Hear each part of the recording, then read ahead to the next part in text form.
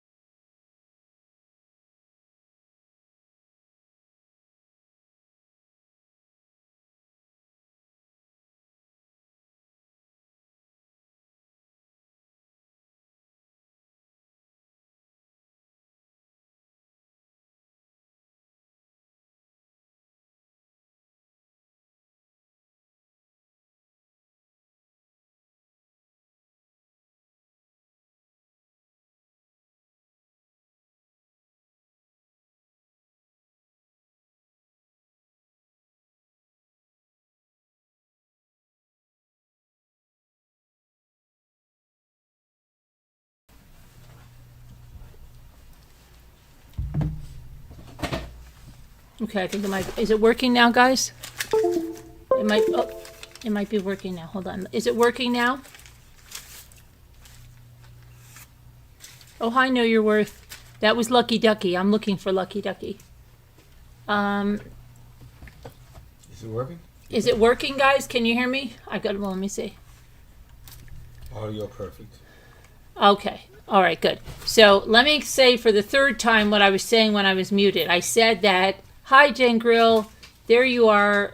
Missed you today. Then I said, oh yeah, I wish Lucky Ducky was here because I finished one more of their jars. I did the sled scene, but I didn't do the other one. I was hoping they were here so they could tell me which one they wanted. And then I said, wow, I can't believe I'm on mute because I set to video reel. What do you mean by that Superman thing? And video answered me and said, oh, it was just a video I was watching earlier. Well, at least I thought video answered me. Obviously he didn't.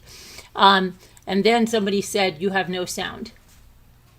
And then we had to go through this big thing. And know your worth, yes, Lucky Ducky gave you that membership. Very nice of Lucky Ducky. Nice to see you here. They gave you a membership. They were throwing around memberships like you wouldn't believe yesterday.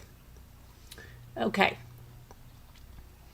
Now, where were we on this? Okay, and then I said, oh, we're going to talk about nuclear physics tonight. And then I said, no, I'm just joking. And that's when you said, we can't hear you anyway.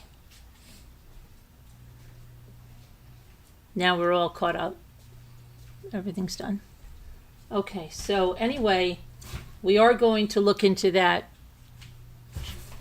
Anna Kepner case. That's crazy. We are going to look into the David case because I don't understand how somebody can be partially frozen after 2 weeks, at least 2 weeks, in California in a trunk.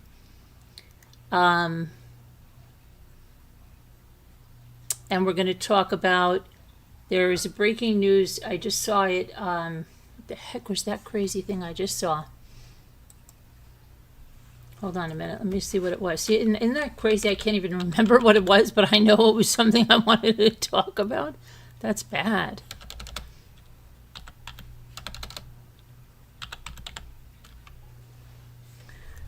Oh, yes, this, you know the Slender Man stabber, the one they let go? Did you hear about what happened there? They cut off their ankle monitor and they fled the group home. I don't know if they found them yet or what. Now what? Now do you think that what?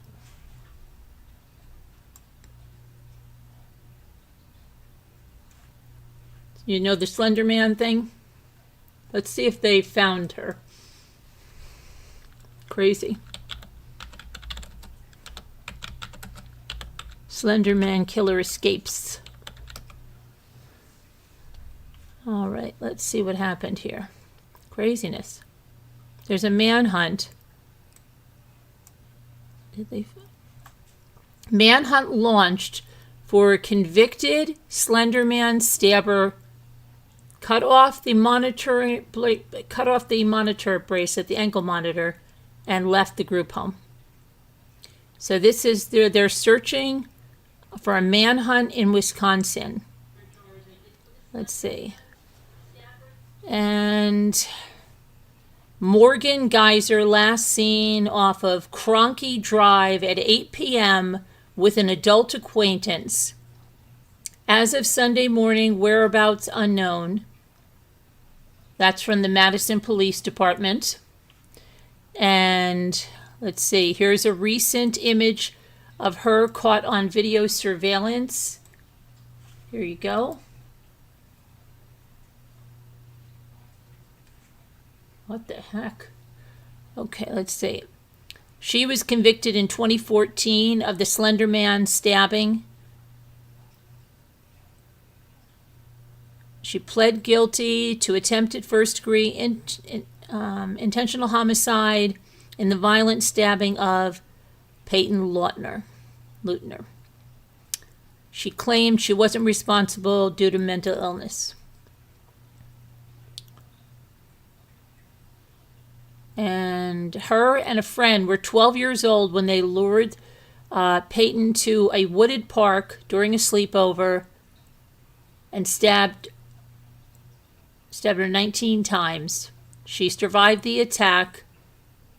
Geyser was in custody at the Winnebago Mental Health Institute for the last 7 years. Initially sentenced to 40 years in the psychiatric hospital, she was permitted to ask the court if they could consider early release every 6 months. Well, I guess it was too early, right? Because she obviously can't even obey the rules.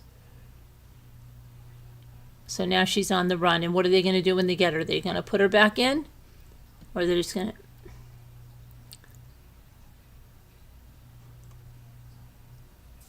Let me see here. I'm trying to see if they've.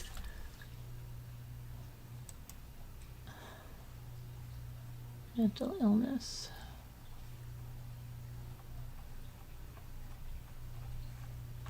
Okay. See what else there is.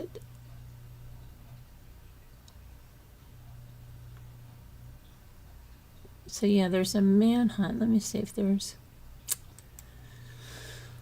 Oh, let's see what there is here.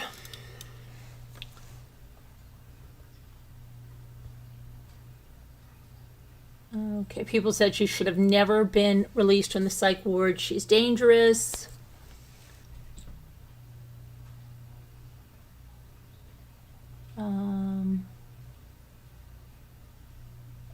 I wonder who she hooked up with. Some crazy she met on social media. We don't even know where they're from.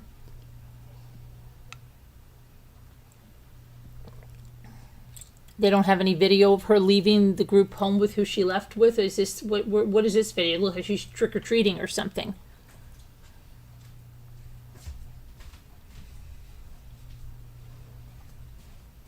That's crazy. Cuts off. When you cut off the ankle monitor, it should be like an immediate. Maybe they should get shocked like crazy if you cut off the ankle monitor. It alerts them right away, doesn't it? Tell them like you get don't cut this monitor off, you'll get electrocuted. Who says that? No, if you told somebody that, just like they tell you, like if you take the tag off the clothes, it's going to be all stained with ink, right? Yeah, I don't know. You know what I mean? So if you tell them if you cut off this ankle monitor, don't even try it. You'll get electrocuted. It has a. No better. The little chicken ankle monitor is not going to have enough juice in it to show you. That is the thing.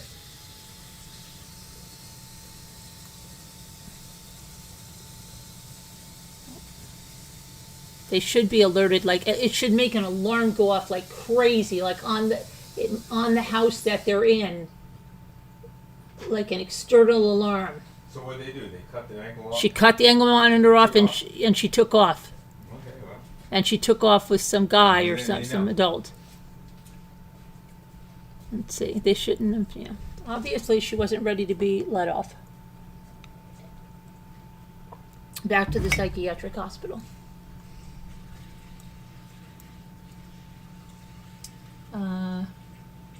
Some models do alerts, some don't. The staff didn't hear her. Well, maybe she's allowed to go outside for a walk or something around the, I don't know, maybe within so many feet of the house. I don't know why they didn't. Yeah, why didn't the staff hear her? Who knows? Who knows? All I know is, what the heck is she doing in this picture? It looks like she literally has a bag of pine cones, a Ziploc bag of pine cones, some like insane. No, yeah. So like, what the heck? What is in her hand? She looks like she's trick-or-treating as, I don't know what you want to call that. She's got a crossbody bag on. If she could pull, she couldn't pull that clip any tighter if she tried. Like yanking her hair out. All right, let's see where they got it, where this video was from.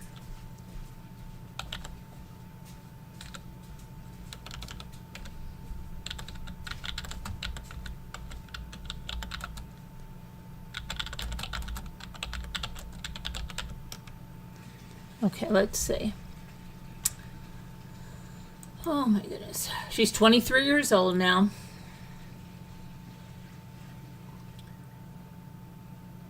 Last seen Saturday, 8 p.m.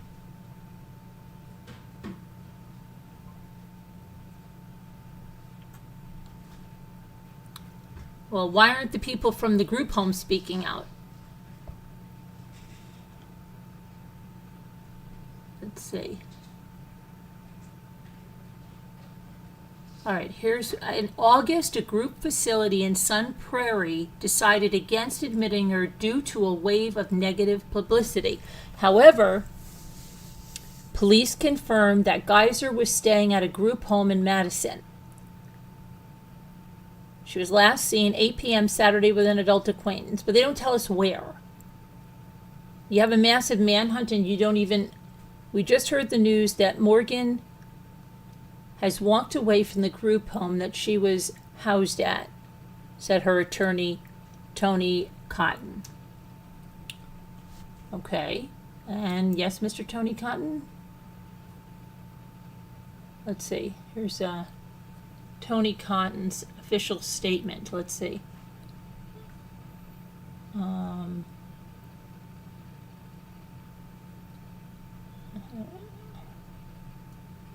Wow. Okay. Yes. When are you going to show your boys? Show my boys what? Show your boys on there. What boys? Please.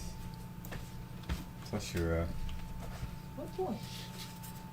the Menendez brothers right Oh, there. they're never going to see that. You have to bring that over to me when I'm on the other camera. Okay, all right. They'll never move see. over a little bit so you can put this under your chair. Okay. Move over a little bit. Which way? That way. That way over that way. Okay, hang on. I'll just undo it for you. Hang on. Ready? All right. I got it. Okay. Now let me see. Okay, I remember to bring it over here. Yeah, it has to be over there because they'll never see it on this one. Okay. And they're not my boys. Okay. Thankfully, or I'd be dead if they were Menendez brothers. Okay. Let's see.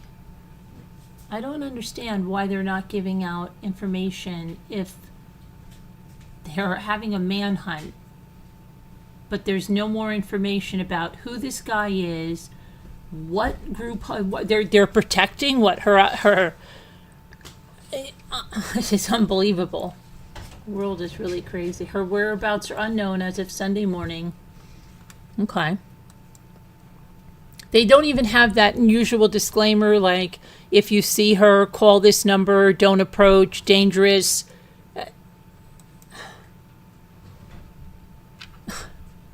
Isn't that crazy that they don't even have? Let me see if they have it on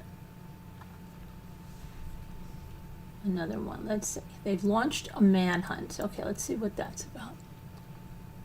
Manhunt launched. Okay.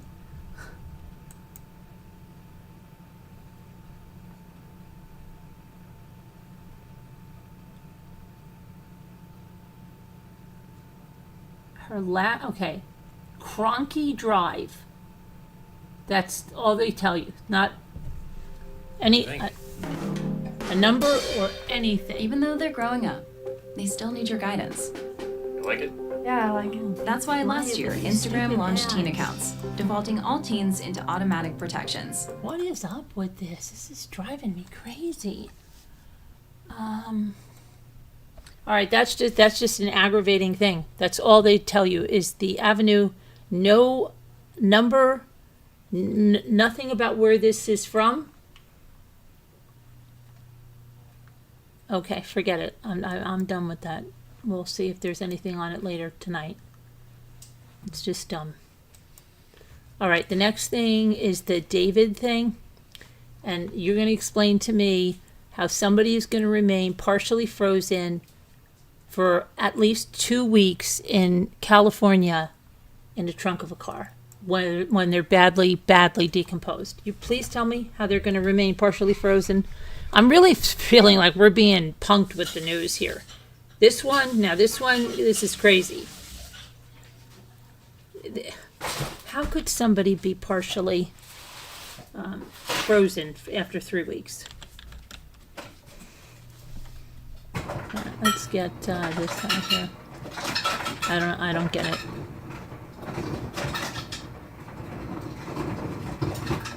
Let's get. Let me get a graphic up here so we know who we're talking about. Maybe it was just teetering around 32 degrees for a while. In California, Maybe someplace, maybe in out, August, up in the mountains. in August. Wasn't it August? Maybe towards the mountains. No, there wasn't towards the mountains. Unless they maybe pulled them out of the refrigerator and threw them back there. Yeah. No, they were in a trunk for 3 Right. Jimmy, let's just take For 3 weeks? a frozen turkey, Right. put it in a trunk for 3 weeks. You think it's still going to be frozen? Okay, so where was this vehicle at? In California. Where? In something? In Hollywood Hills in a Tesla trunk. Oh, is that guy? Yeah. Okay, so I don't know. Yeah, I don't know either. So badly decomposed, but they know the body was partially frozen. Yeah, so he's probably gonna get charged. Is he charging me? Not yet. They're not charging. Yeah, they're waiting forever to charge him. I guess they want to make sure they have everything they can. Oh, honey, I gotta go to bed. And I love you. I'm gonna love you. Okay, let's see. I don't. This doesn't make any sense here on this.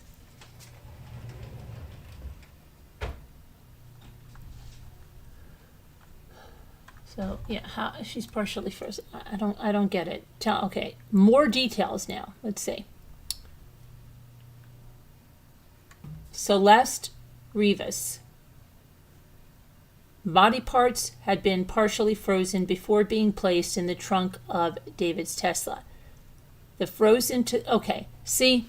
Now listen to me. Last night, and Megan Els knows this, they said her body was partially frozen. And I thought to myself, I said, it can't be. They probably saw some signs of it. But that's not the way it was reported last night by TMZ. It was not. It said, right, Megan Els? Now they're changing it. Okay? Now they're saying the frozen to thaw aspect and the body being chopped into multiple pieces have left the LA County Medical Examiner with little hope in establishing an official manner of death. So what do you mean he's going to get away with this? Detectives are treating Rivas's death as a homicide, but the cause of death will most likely be undetermined. And now you know what's going to happen. You're going to have a bunch of wackos copycatting this, right? Oh, they can't determine the cause of death. I can kill and get away with it.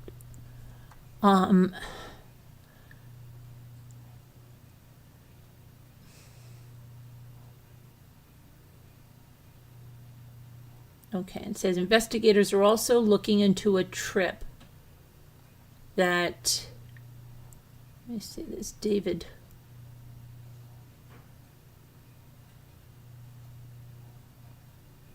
took, let's see, back in the spring in the middle of the night to a remote area in Santa Barbara County. And it's a theory that this could be where her body was taken and put on ice. Her body was severely decomposed when found.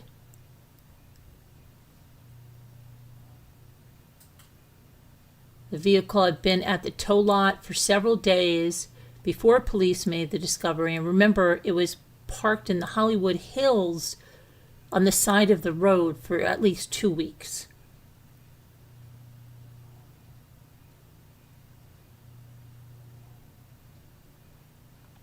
All right, so that's okay. We solved that. It has the aspects of being partially frozen and thawed. Well, they gave us clickbait last night. Okay. Hi, Tilly. And someone who works, Megan Els says, someone who works with the medical examiner came out allegedly and said the body was not dismembered. Now, wait, where did you read that? Or did you see that on a channel where they said, oh, I have an insider here, and they don't want to give their name or say anything, because if it's like that, that could be anybody. And you know, unfortunately, there's a lot of people on YouTube that do that kind of crap.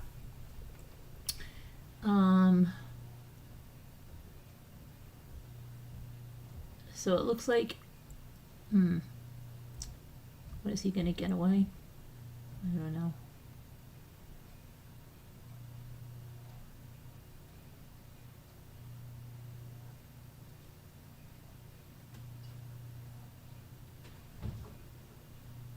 Thank you so much for reading.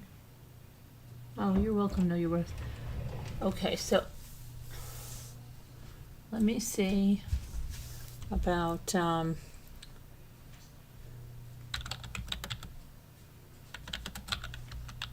if I see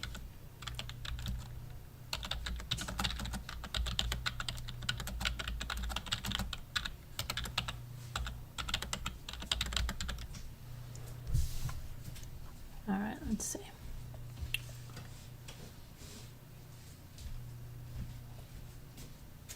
I don't see anything on any real thing that it says it wasn't dismembered, so I'm thinking the medical examiner, I really don't, because there's people that attend those autopsies, lots of investigators. I don't think they would do anything like that if it wasn't dismembered.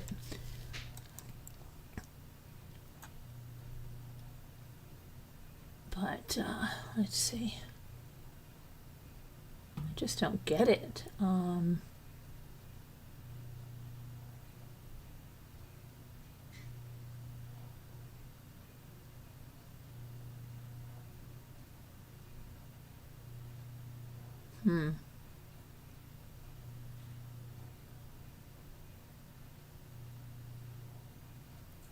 Wow, there's some stuff on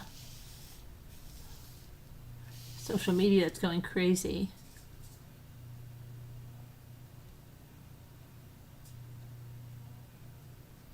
So somebody said, and this was 3 days ago, that they announced he's considered a suspect, but they also said they have to make sure they have enough evidence to effectively charge him with a crime because her body, Celeste's body, was found in such an advanced state of decomposition, even establishing the cause of death, is uncertain that they can even do that.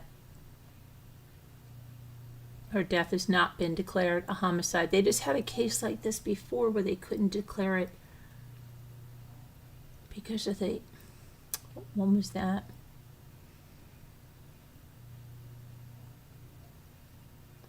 So they could take a plea for a lesser charge, like desecrating a corpse, and get a fraction of prison time.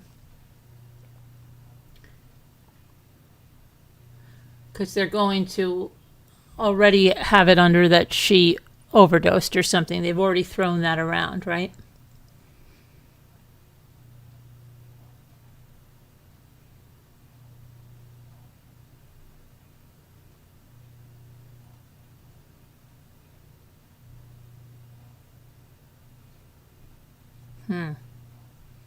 So yeah, that's not good, and will give a lot of other people ideas and stuff.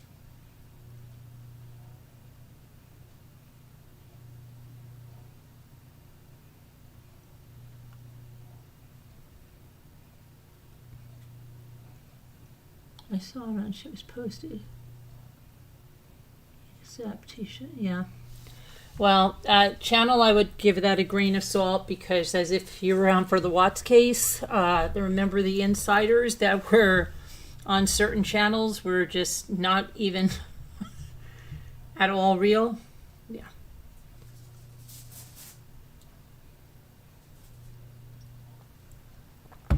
Yeah.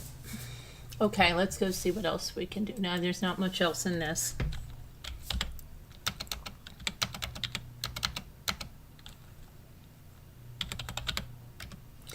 I know which other one I wanted to. Crazy case over here.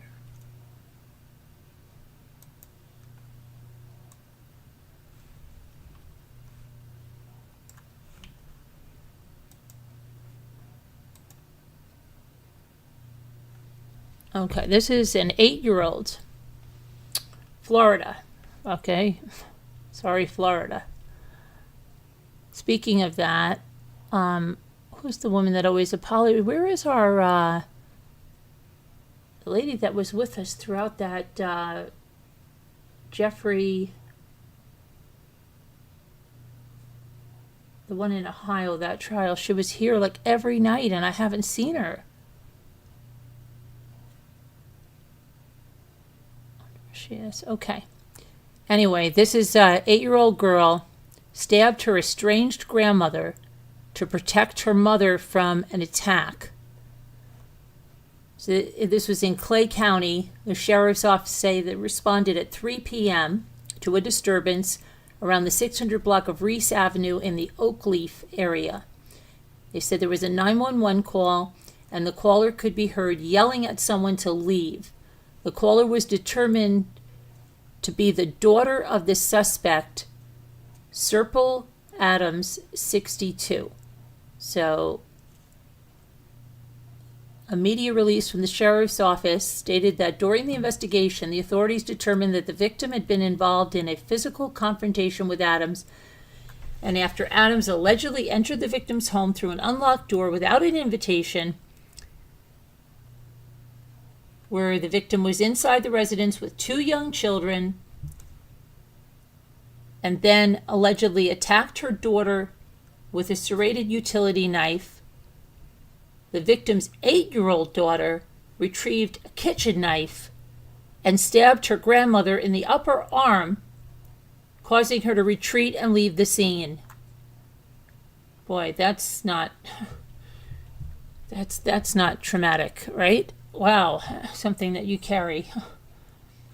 The Jacksonville Sheriff's Office later located Adams at her friend's house where she had been staying, and she was arrested without incident. The victim and the child were not injured, and she's being held on $500,000 bond. So that's the 62-year-old grandma. She went to go attack her daughter with a serrated knife. Daughter was in the house with 2 kids. Then the daughter's 8-year-old attacked the grandmother, stabbed her in the arm. She took off. She's arrested now and in jail. What was that about? We don't know.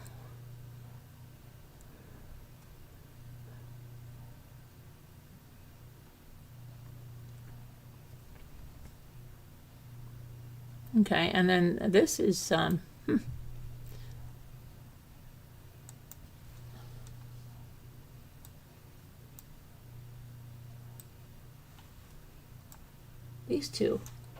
These two, you might say, somebody might say, oh, were they going to start their own business or something? Were they going to start a new resort, theme park or something? Maybe wanted to do something. They were 21 and 20. Were they full of ambition, entrepreneurs? No, no, they were going to go start something, but it was not good. Okay, now a federal grand jury indicted them. They're from Texas, and their plan, okay, was to invade an island off the coast of Haiti. When they got to the island, they would exterminate all the men, and then they would use the women as slaves. Okay? That's what they were going to do, these two. That sounded like a good idea to them. And that is Gavin Rivers Weisenberg, 21, and Tanner Christopher Thomas, 20. So they've been charged with conspiracy to murder, maim, kidnap in a foreign country, and the production of CP. Let's see what we have, something right here from the Department of Justice.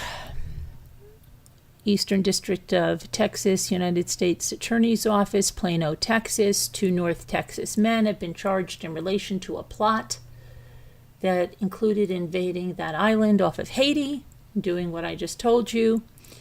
Information presented in court indicates that between August of 2024 and July of 2025, almost a year, Weisenberg and Thomas have been conspiring to recruit and lead an unlawful force to the island of Gonave, which is part of the Republic of Haiti, for the purpose of carrying out their fantasies. Weisenberg and Thomas plan to purchase a sailboat, firearms, ammunition, and then they were going to recruit members of the District of Columbia area homeless population. Okay, to serve as a mercenary force as they invaded the island. And they intended to do what I tell you, exterminate all the men there and use the others. Weisenberg and Thomas undertook numerous overt acts in furtherance of their invasion plan, including making operational and logistics plans. They learned the Haitian Creole language. Imagine if they put their minds to something good, right? They recruited others to join the invasion plan. They were researching and enrolling in schools to acquire skills relevant to the invasion plan. Where are these young people's parents? Oh, how are they doing? Are they in college? Oh, I don't know. They just enrolled in this new school to learn new plans. They're planning on, these two they're going to they're going to start an empire. Really? Where? Oh, I don't know. What? Thomas even enlisted in the U.S. Air Force to acquire military skills. They did a lot in their 20 and 21 years, didn't they? They're also charged with the production of CP in a related count on the indictment. If convicted, they face up to life in federal prison. If convicted of the federal production of CP, they face 15 years and 30 years, and up to at least 15 and up to 30 years in federal prison. The case is being investigated by the FBI, the U.S. Air Force Office of Special Investigations, and the Salina Police Department. Grand jury indictment is not evidence of guilt, and all defendants are presumed innocent until proven guilty in a court of law. Okay. I know, they have like crazy eyes to me. I'm sorry. You're presumed innocent, but you certainly don't seem that. I'm sorry, that's my opinion. Their eyes are looking really weird. Okay. Let's see here. This is crazy. If you don't think things are crazy, I mean, things are absolutely insane. And I don't know what is going on in Texas, but we've got another thing going here. Let's see who this is.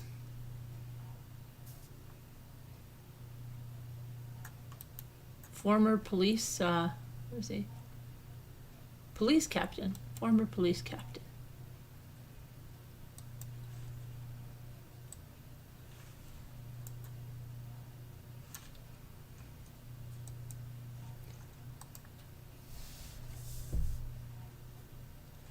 Let's see, what's he doing? Well, he's been indicted on federal charges of SA and P charges. Let's see what he's got here. It's Darren Blake Edwards, 59, a former Houston police captain. 32 years of service for him.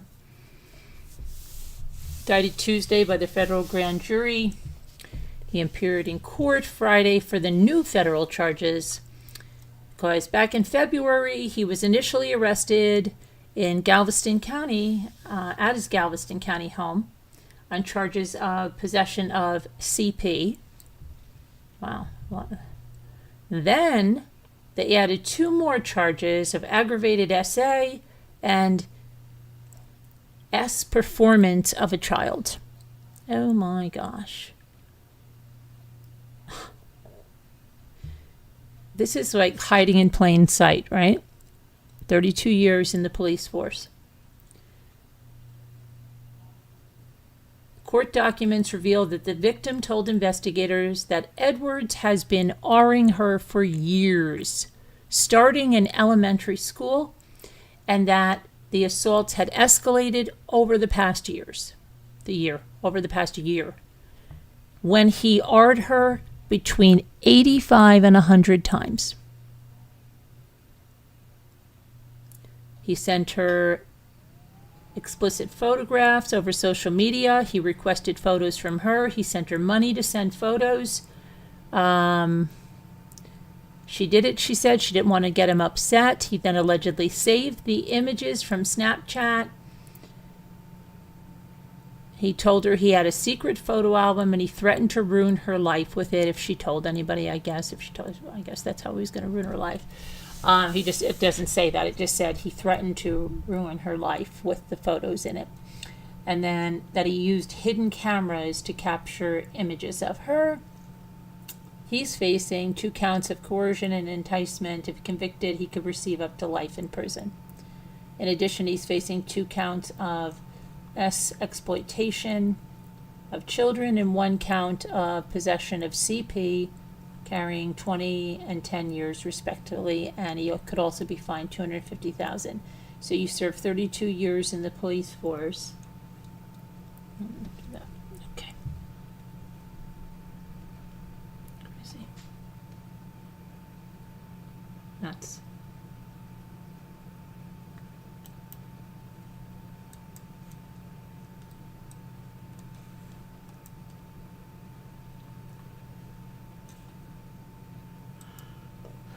Sad update on this girl, 14 years old,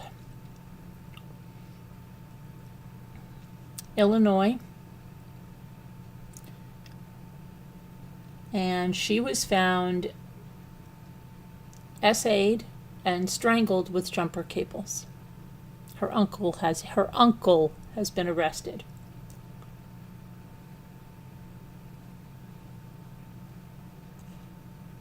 Vandalia Police Department. Kylie Toberman disappeared on the morning of November 14th.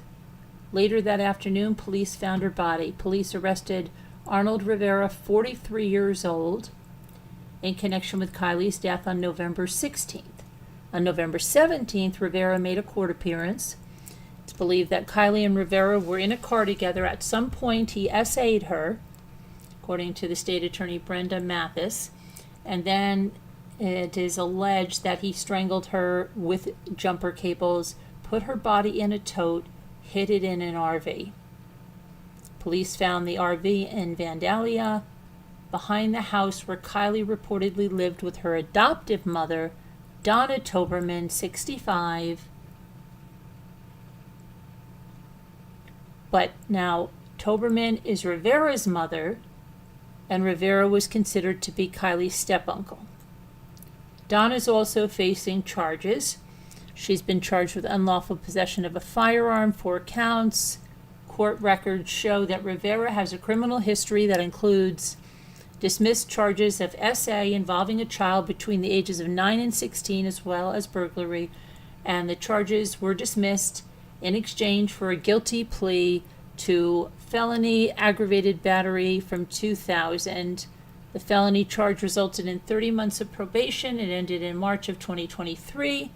In 2008, he received 24 months of probation for possession of a stolen vehicle. His estranged wife, Paige Stone, told the media how he manipulated her when she was a minor. She said she was 14 when she met him. She said she was the babysitter when he was married with 2 kids. Kylie's biological mother, Megan Zeller, described her daughter as brilliant and sassy who loved animals and her sisters. The junior high student had been deemed the most improved wrestler by her team. Kylie's friend since preschool, Caitlin Schellenbarger, called the loss of her friend unimaginable, saying, and I quote, "It broke my heart because she was the sweetest, kindest person and she had so much life left to live. I mean, she was only 14 years old." Rivera, meanwhile, is behind bars, and next court appearance, November 25th.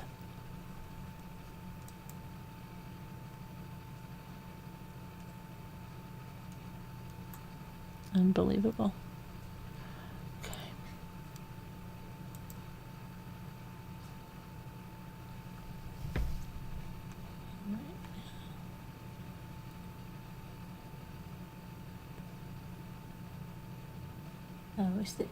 This let's see, what do we have? Hang on, let me.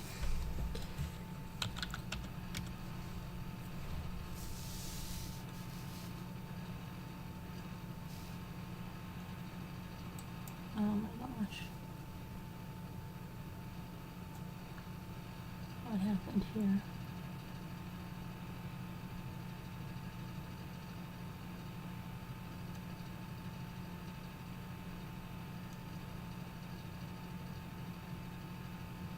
Wow, what is going on?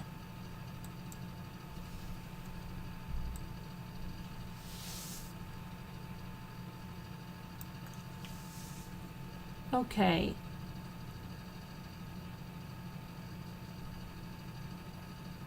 Body camera footage shows a Nevada stepdad crying out in agony after a 22-year-old driver gunned down his 11-year-old stepson and then calmly told the police, "I effing killed him." And that's on police body camera. And then said, and I quote, "I didn't know he had a kid in the back." And he's heard responding to an officer on the body cam footage. That was released by Las Vegas Metropolitan Police Department, shared online. And the officer said to him, and I quote, "You shot at him?" "Yeah," the father says, "my kid is dead." Johns allegedly admits on camera that he was road raging at the time of the November 14th shooting on the 215 Beltway in Las Vegas. He allowed police to take him into custody without incident, can be seen calmly speaking about what allegedly happened. And he says, "Is there a chance that the kid will be okay?" he asked an officer. "There's always a chance," the officer said. "If you're a praying man, I would be praying right now." He was charged with murder, discharging a firearm from or within a structure of a vehicle within a prohibited area, and discharging a firearm into an occupied structure in connection with a road rage incident. The Henderson Police Department said he got into a verbal altercation with Ayala, who was driving his 11-year-old stepson Brandon to school on Friday morning before Johns opened fire. Wow. Henderson Police Chief Reggie Rader had a press conference and said that the two men were jockeying for positions, trying to pass each other on the congested freeway, and one of them tried to pass the other using the shoulder, at which point the drivers rolled down their windows and got into a verbal exchange. Johns allegedly pulled out a handgun and fired into the other driver's vehicle, hitting Brandon while he was sitting in the back seat. Rader said Ayala rammed into Johns' vehicle, causing them both to come to a stop in the middle of the freeway. The two men got out of their vehicles and got into a heated exchange. A Las Vegas Metropolitan Police officer who was driving nearby was hailed down and stopped, with his body camera catching the aftermath. Brandon was taken to the hospital where he died from his injuries. An 11-year-old child was on his way to school, and this senseless act took his life. Rader said, "It's not worth it to engage in this type of behavior." Really? No, it's not. But people are today. They're just crazy. Johns was denied bail. Wow.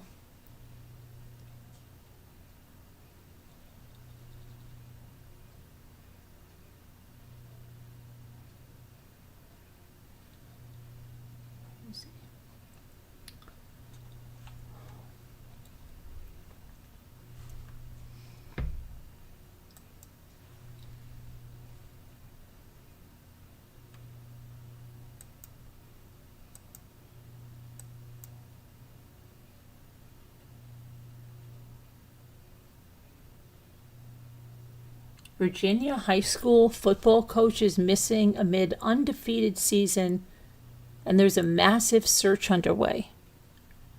What? Why is he missing?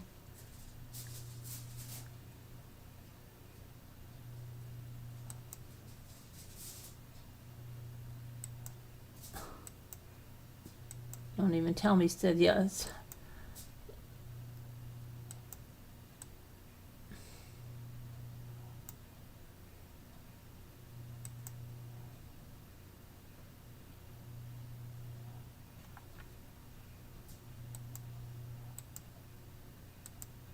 Let's see what else we've got here.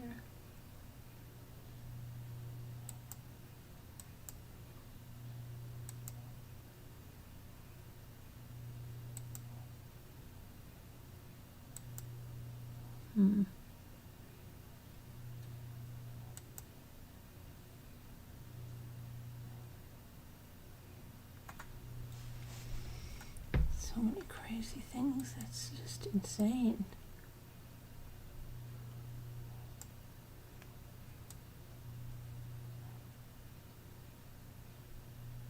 Wow. And Tom Brady's near N-word blunder live on Fox causes social media chaos? What the heck?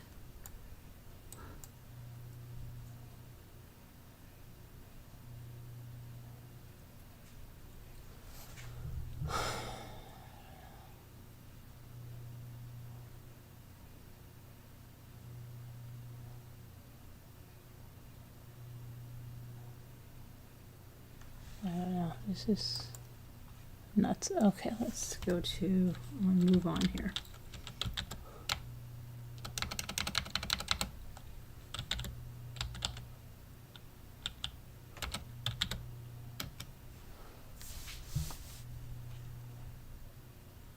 All right.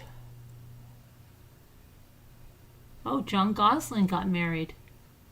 What? Oh, I thought it said he married. Never mind. He did get married. I'll show you who he married. I thought it said that he married an inmate, but it said he married an intimate. That's what happens when you look at things too quickly. So let's see. I wonder what Kate's thinking. He got married on Sunday, no, today, well, just past Sunday, November 23rd. And Colin and Hannah were by his side. Let's see. Stephanie LeBeau. They got married at the barn at Silverstone in Lancaster, Pennsylvania. They had 180 guests at their wedding. And Stephanie LeBeau's daughter, Juliana, served, let's see, she was there. Colin was one of the groomsmen. And let's see, John said, before, and I quote, "Before I met you, I never knew what it was like to be able to look at someone and smile for no reason." Kate must be loving that. John told Stephanie that, "I feel like the luckiest man in the world because I get to grow old with my best friend and the love of my life."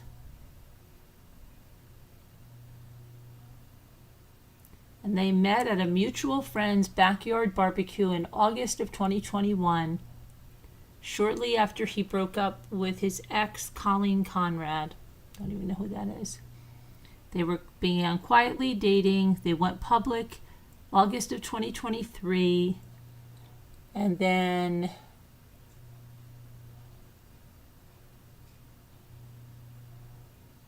Stephanie LeBeau is a former beautician and research analyst. She got tagged in a post on Instagram, and John wrote, "That was a super cool candle," and I wrote, "It was super cool to meet you."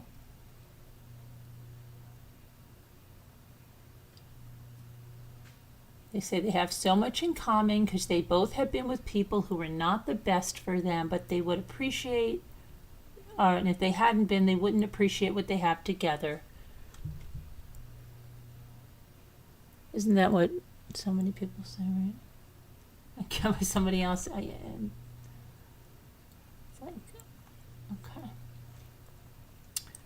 Stephanie LeBeau also said she knew about his past, but didn't treat him any differently because of it. And Gosling recalled the moment they talked about their children for the first time. She said to me, "I have a kid," and I said, "I have a kid. Who cares? I have 8. We are happy and in love. We are very comfortable with each other. It just fits." I feel like it's taken 19 years to find Steph, All the trials and tribulations, the heartbreak, the fighting, and worrying about who is going to talk about me in the press, and then I finally meet Steph. Good for them. I hope that they find happiness. He says, I'm with my girl. She really supports me. Okay, good. He's 47. She's 36. Okay, that's all right. I'll probably have more kids, maybe. I don't know. We'll see. John and Stephanie. It's not going to rhyme. Not John and Kate plus 8. John and Stephanie plus 10 or 11. I don't know. It doesn't... Not the same thing, but I don't think he wants a reality show.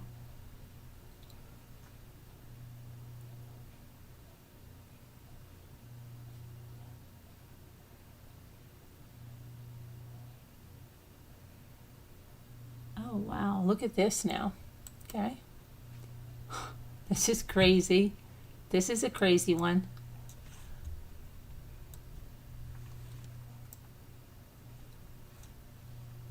That's a ex-police officer, former sergeant.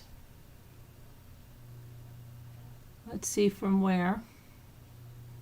Canadian. So we got twisted in here. Former Canadian police sergeant has pled guilty to using a law enforcement database to pursue intimate relationships with about 30 women, including several victims of domestic violence. 53-year-old Robert Eric Semenchuk, 22-year veteran of the Regina Police Service in Saskatchewan, pled guilty to one charge of breach of trust and one charge of unauthorized use of a computer on Friday, November 21st. Police service claims that in March, Semenchuk was charged that the former sergeant had accessed protected information to find, contact, and pursue relationships with women, some of who had no idea he was a police officer. According to the women interviewed, Semenchuk allegedly would use an alias, including the names Jay Lewis or Steve Perkins, and he would send text messages saying that he was a contractor or a property manager. Conversations would then turn into constant messaging over a lengthy period of time, sometimes years. One woman, identified only as Kay, said she first received an unusual message when she was at a women's shelter where she was trying to get help from the domestic abuse she was suffering. She said that his text felt like a lifeline at a low moment, and they continued to text for 4 years before she eventually began questioning him in 2023. And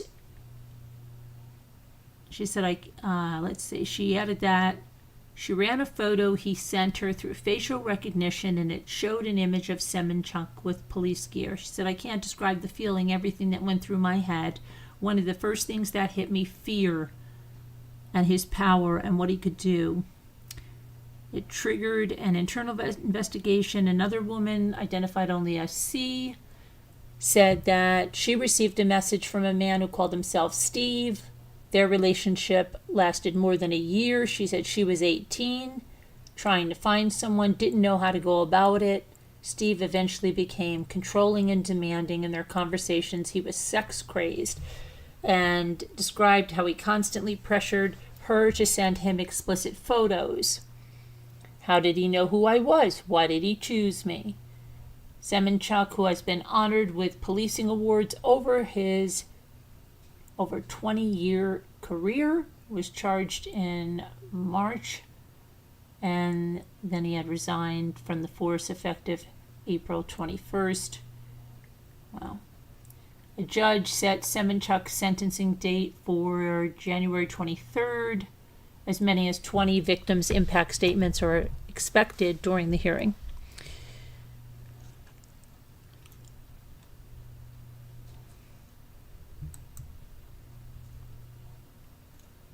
Okay, and then we have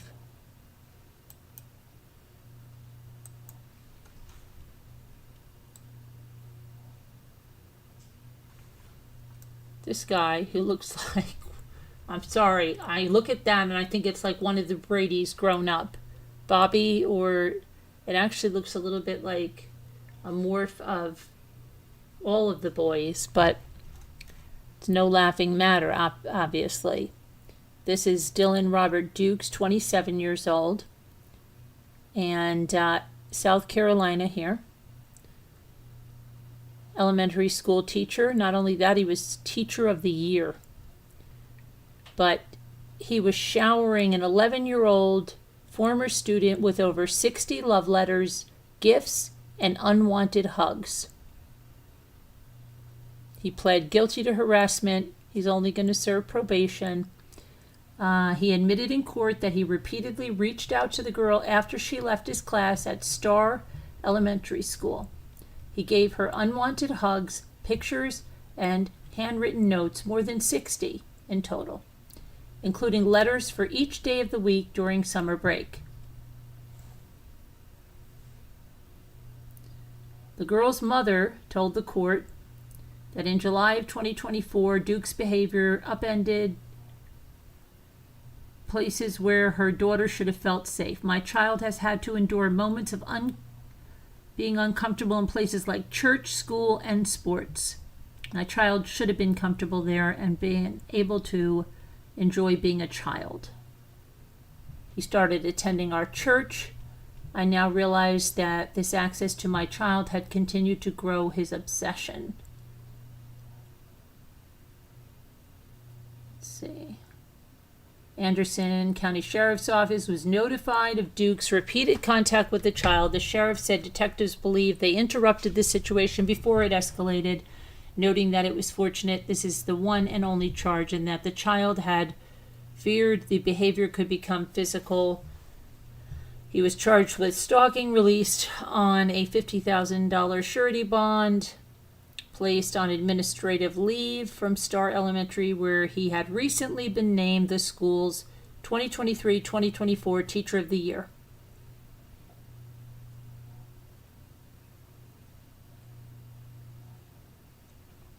Let's see what's going on in the chat, what you guys are saying here. What's going on? Who else is here? Video. Twisted, you're here. Fun fact, Saskatchewan has the most cases of syphilis in North America. Wow. Hi, Kate O. How are you?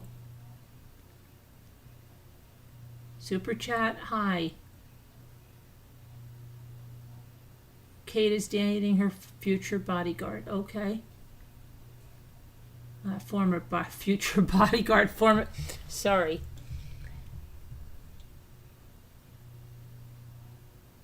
And I'm in top chat, not live chat. That's not good.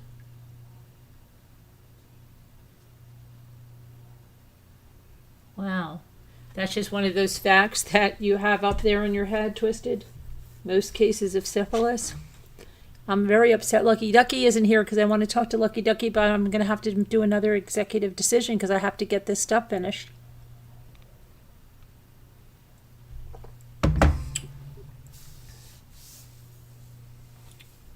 So yeah, that's great stuff, right? Not great stuff.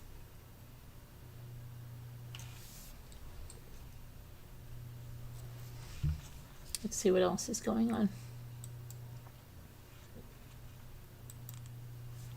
Craziness.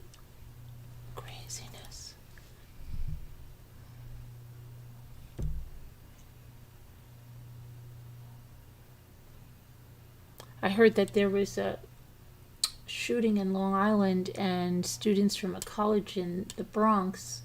The girl was killed. She was an athlete on the basketball team or something, and 2 others were injured. And now, what is this? 2 dead, 1 critically injured in a terrifying shooting at an Illinois restaurant.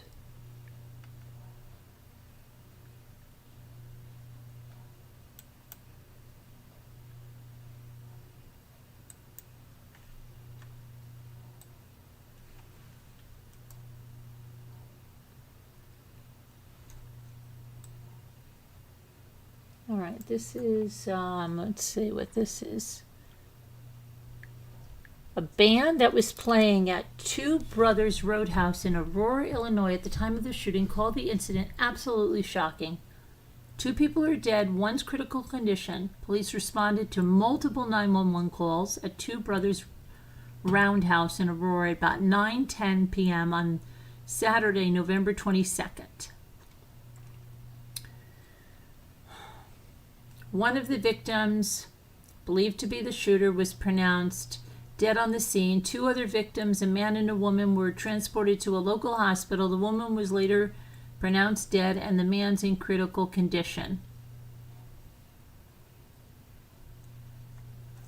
APD stated that preliminary information suggests that all 3 individuals knew each other and the shooting appeared to be a domestic violence related incident. Well, oh.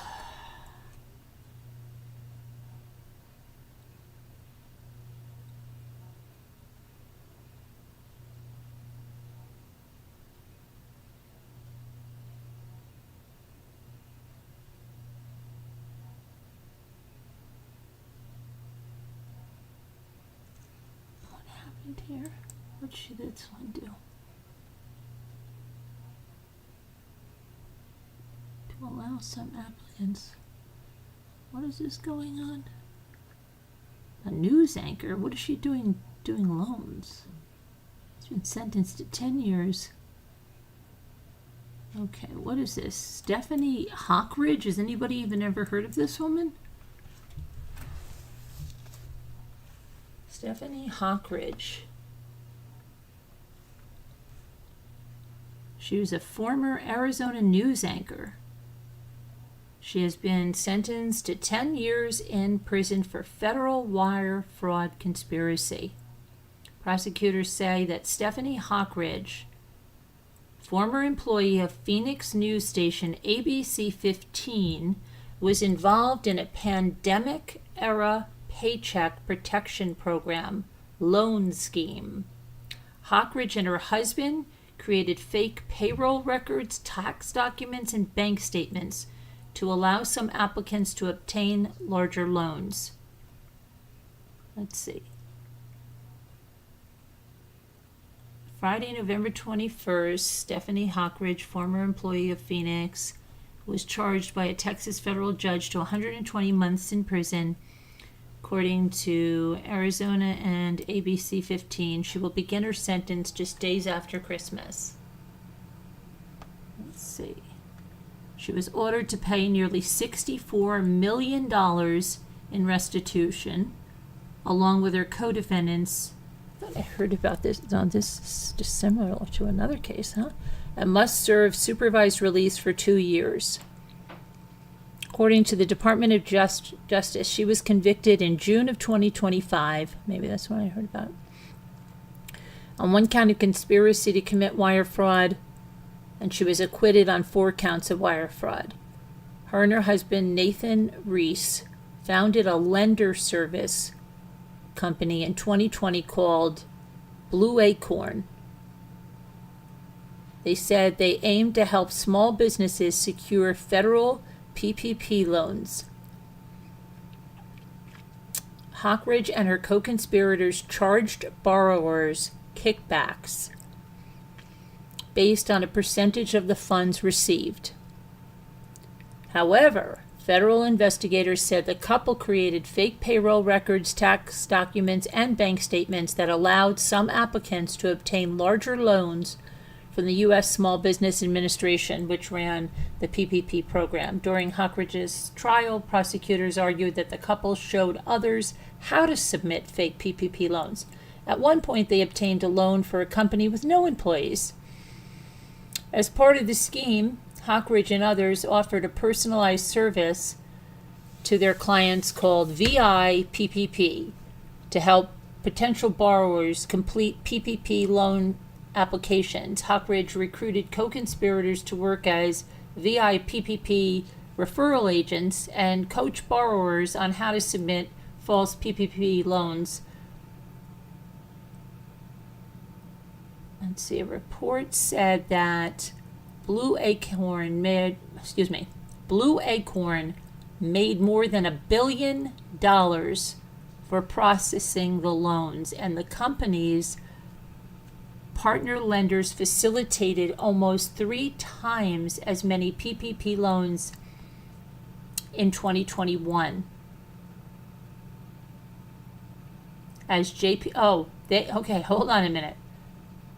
Blue Acorn made more than $1 billion for processing loans, and the company's partner lenders facilitated almost 3 times as many PPP loans in 2021 as JP Morgan, Chase, and Bank of America combined. They also, the couple moved to Puerto Rico after most of the PPP loans were forgiven.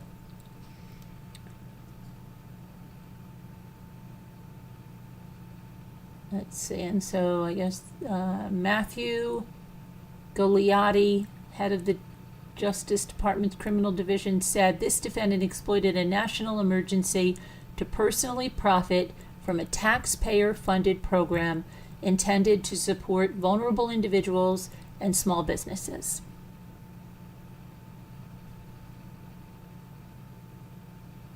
Hockridge's sentencing was originally scheduled for October 10th, but was pushed back to November 21st. She faced up to 20 years in prison. She's going to be going to the federal prison camp in Bryan, Texas. It's a minimum security facility that currently houses Ghislaine Maxwell, Elizabeth Holmes, and the Real Housewives of Salt Lake City star Jen Shaw. Oh, wow. They should all be chummy, right? She's ordered to report there December 30th. She accepted a plea deal. Okay, wow. So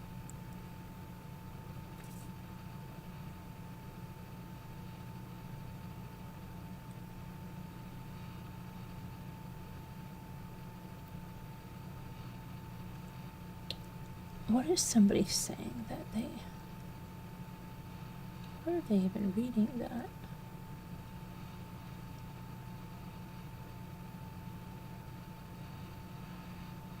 Crazy. That's nuts, huh?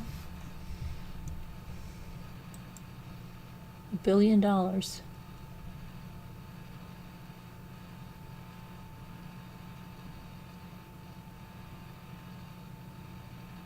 You think they're the only ones that did that? I highly doubt that.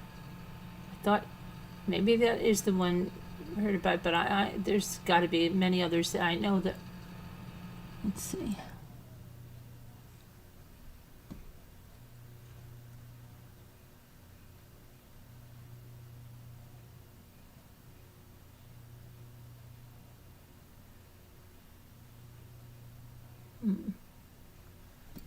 Okay. And let's see, we're going to check on, we have to check on the updates on Melodee Buzzard. I don't think there are any really. And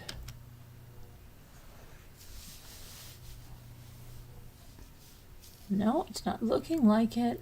Let's see.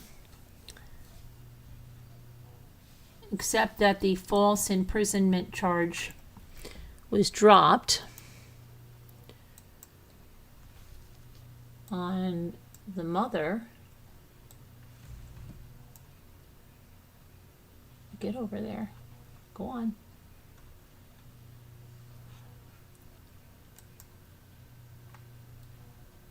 The judge in Santa Barbara County Superior Court has dismissed the felony false imprisonment charge against Ashley Buzzard. She is still central focus of the investigation after taking her daughter on a road trip to Nebraska October 7th and returning home alone. She was arrested earlier this month and charged with 1 count of false imprisonment by violence according to criminal complaint, but it had nothing to do with her daughter's disappearance. It was a paralegal and an acquaintance of Buzzard said he visited her at her home to offer assistance and said the situation quickly escalated. But that's been dropped now. And so just nothing's happening.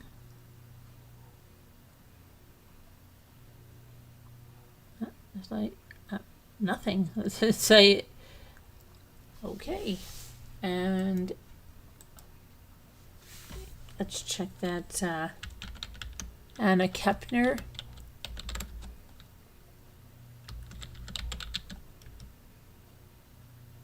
That's the 18-year-old that was killed on that Carnival cruise. The cause of death was listed as asphyxia and having something pushed up against her throat.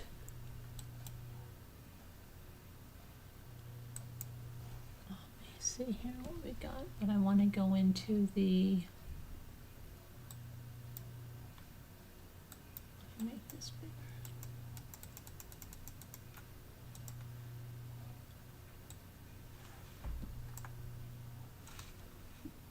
Go on that. Oh, let's see.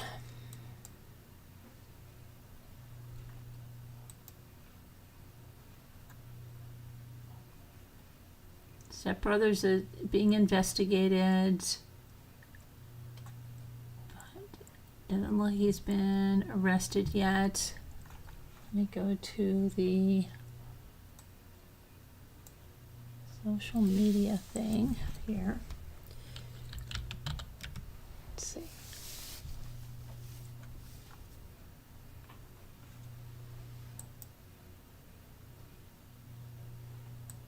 Okay.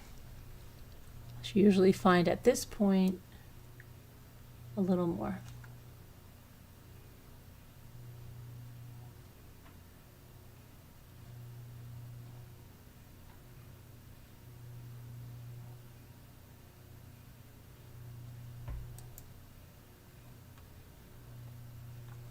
Hold on, I've got to tell my friends. See, I get somewhere and then I see something, but one of our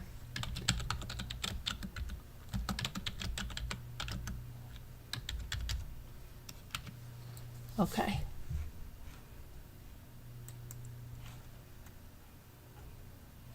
Let me go here to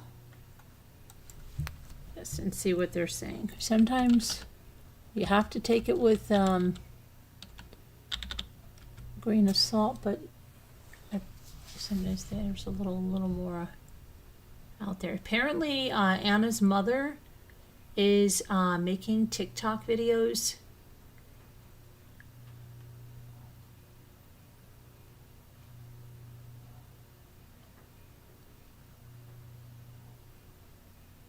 Let's see here what's going on there. Anna's mother, Heather Wright,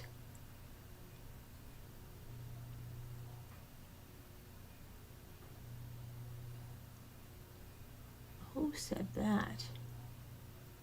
Like, I'm not putting that out there because we don't know if that is true. There's a lot of stuff going on.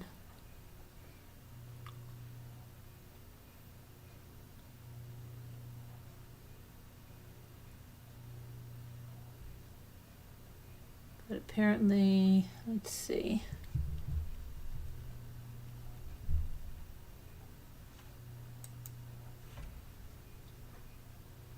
And then there's surveillance footage that has been released that, let's see what it's, final hours, and it shows her walking to a room. It shows a boy going in behind her from what looks like a room across the way. Let me see.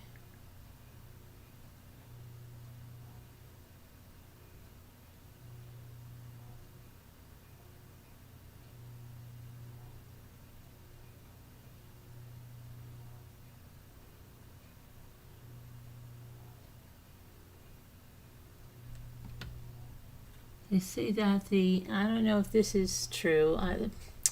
So much you don't know if it's true or it's not. About the stepson being rushed to the hospital the minute the boat docked. I don't know about that.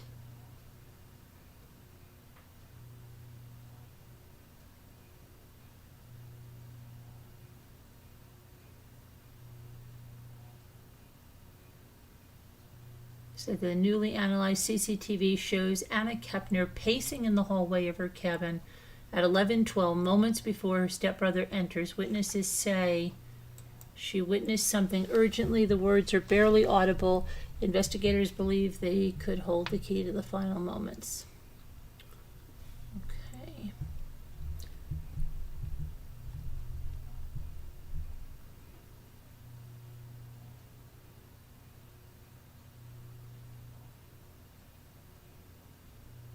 There's some really weird surveillance video, like with, it looks like if that's the brother, he's wearing just underwear running in the hallway. And then if that's real, I don't know. It's strange.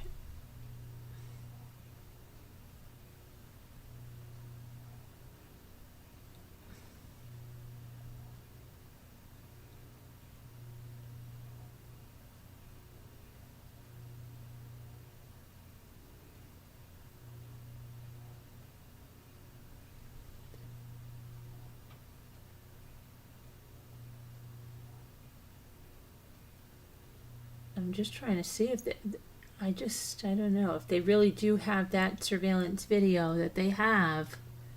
Looks pretty damning, but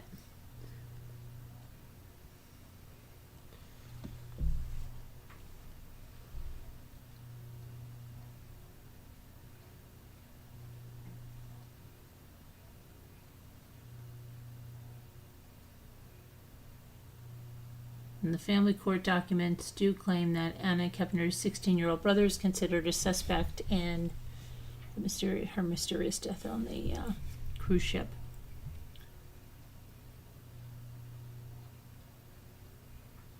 That we saw from the court documents, but I don't know, there's a lot of stuff up here that it's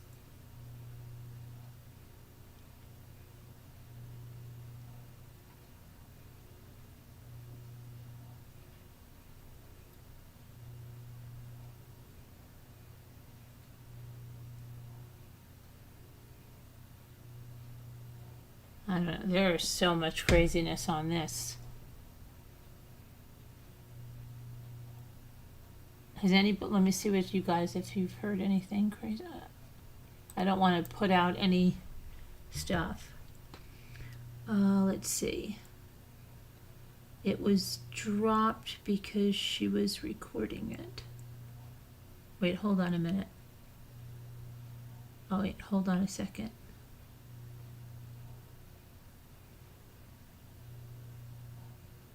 You were the artist, but she did say she wanted a set of drawers. Yeah, she said winter scene. Yeah, I know. Okay. Wrong case. She killed her mom. Who killed her mom? Wait. Who did? Amy Fisher? Amy Fisher's the one that shot Buttafuoco. What was her first name? Rose? Mary Jo Buttafuoco. Yeah, it was dropped because she was recording it.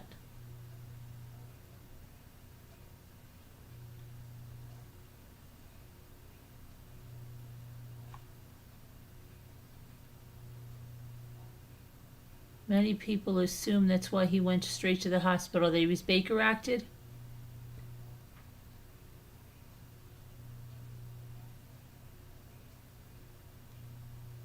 It was dropped because she was recording it.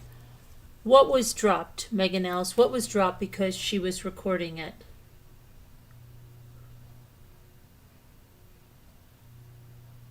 Oh, Melodee's mom. Okay, got you. Ashley had the meeting and recorded the whole thing. She sounded a little off, but was calmish. Oh, okay. Hi, Slam RN. Hey, Slam RN. Listen, Abuelita was in last night, and she's, in her words, she's fighting for her life because of statin drugs she was on for 22 years. And she was, if you want to watch the end of last night's, it was the auction video, but at the end, and anybody that wants to watch it, Abuelita gets on and talks about what she's going through with these statin drugs. So anybody that's taking statin drugs, just check out maybe the end of that video and see what's going on. Okay.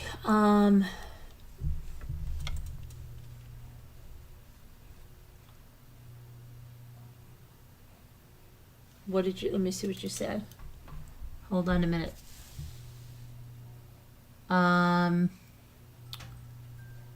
Well, it's, it was a long name, Slam, but they took muscle out of her back of her thigh, and they found out that the statin drugs were actually destroying her muscle. And she went from playing softball to not even being able to lift her legs up to get into the car. And she allegedly is the first case on the West Coast, but now her cardiologist, I think she said, has 5 cases, and that there's more on the East Coast.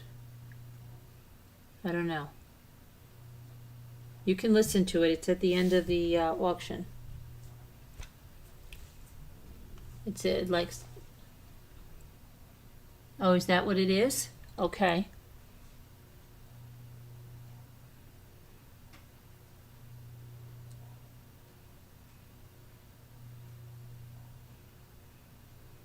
Okay. Alrighty then. Okay, so did I do Melodee? So now, is there any? Matt Walsh is not going to start until December 1st. And it's so weird because that Matthew Lands guy, I heard some things with his mother. So bizarre the way she was speaking to him, as if he didn't even that he wasn't even in there for what he was in there for. It's nuts.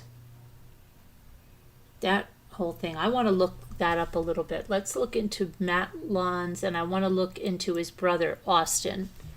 Let's see what they...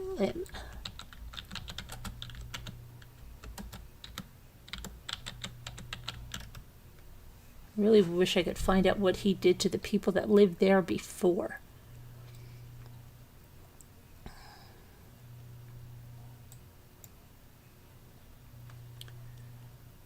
Okay. Let me get his graphic up here so we know what we're doing here.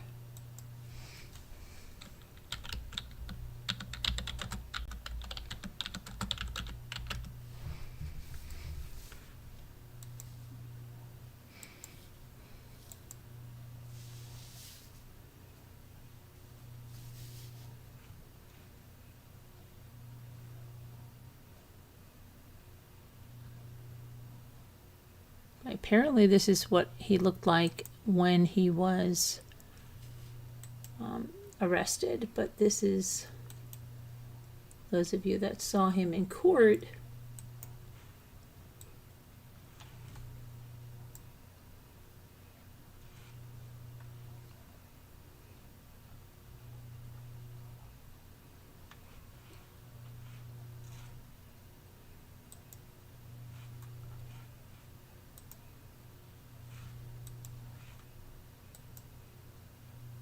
I'm trying to get to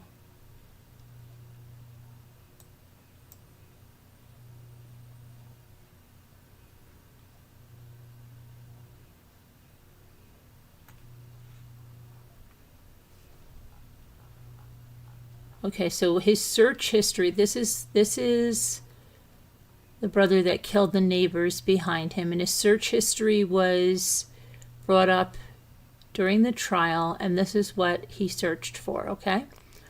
On November 16th, and they were killed, the couple Amber and Justin were killed on November 18th of 2021. So on October 15th, he searched for Zev OZ9 TB Zev OZ9 standard pistol. October 17th, he searched for a .22 mag velocity. Then he searched on October 20th for an OZ9 combat pistol, black slide and barrel with a Trigicon RM06 optic. Then he searched for, on October 29, 2021, do heads really explode as portrayed in Pulp Fiction? Then on the 29th, he also searched for what would getting shot by a .308 feel like? He searched also the same day ballistic calculators for long-range shooting. Then he searched for Catholicism and the 10 Commandments for Dummies 2 days before the murders, November 16th. November 16th, he facts about blood, in which he went to a John Hopkins website from there.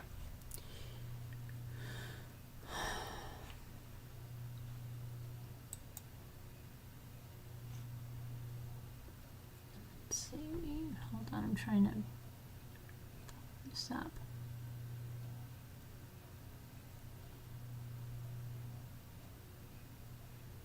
The court was also shown footage of Lance speaking in the police cruiser after leaving his interrogation with Sandy Springs Police Department, speaking in rambling terms about the murders. Hold on a minute, I just lost my thing here. Okay. About the murders of his neighbors in Cobb County, and he was asking whether Amber Hicks was pregnant. He said at one point he felt pain for knowing there was a child or whatever in the lady's belly. What? Officer said. Huh? He responded. What did you say? The officer asked. He said, I still feel terrible about knowing that there was a baby in that woman's body. Which woman? Officer said, right? Bro, is that true? Was she pregnant? What are you talking about? And then he said, I'm just saying, dude, like, was the lady pregnant? I don't know her. Detectives later determined that Amber Hicks was not pregnant. That bizarre exchange followed his interrogation with Sandy Springs investigators after he was arrested November 19th over the officer stabbing that was in another house that he went into. Police didn't even know at that time that he was connected to the Cobb County killings, though they were raised in questioning. Before his rambling statements in the cruiser, Lance had answered questions about why he went to his parents' home, which faced back-to-back with the Hicks's house on the night of the murders.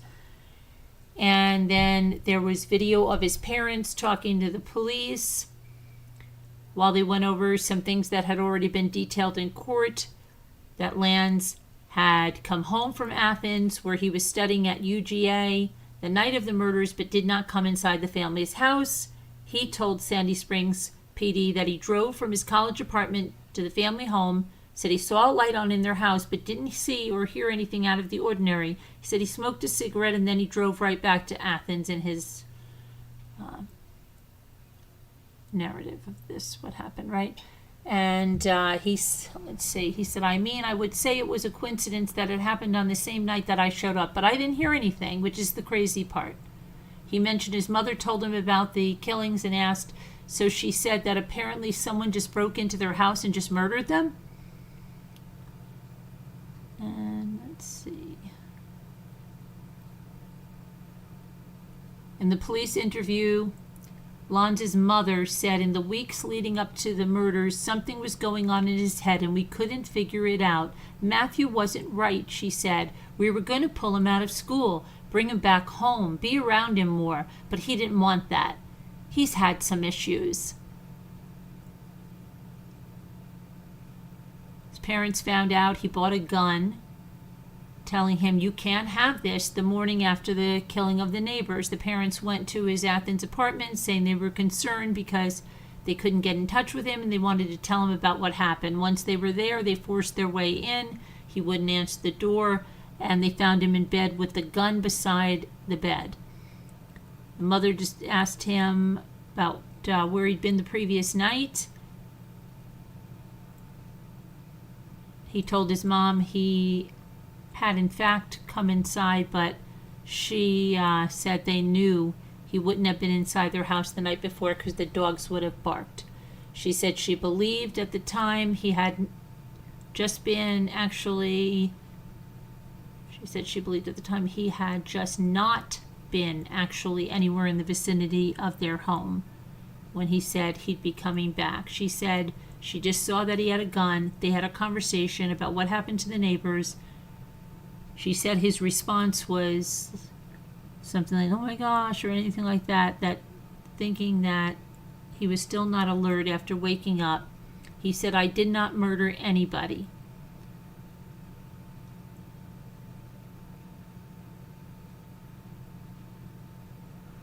Let's see. And the 2-year-old was in the house. So he had been cuddling with the parents. Remember, his pajamas were full of blood.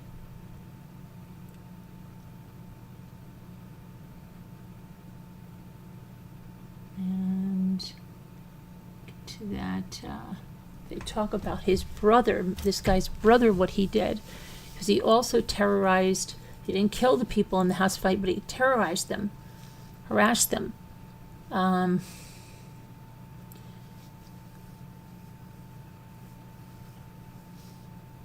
me see here.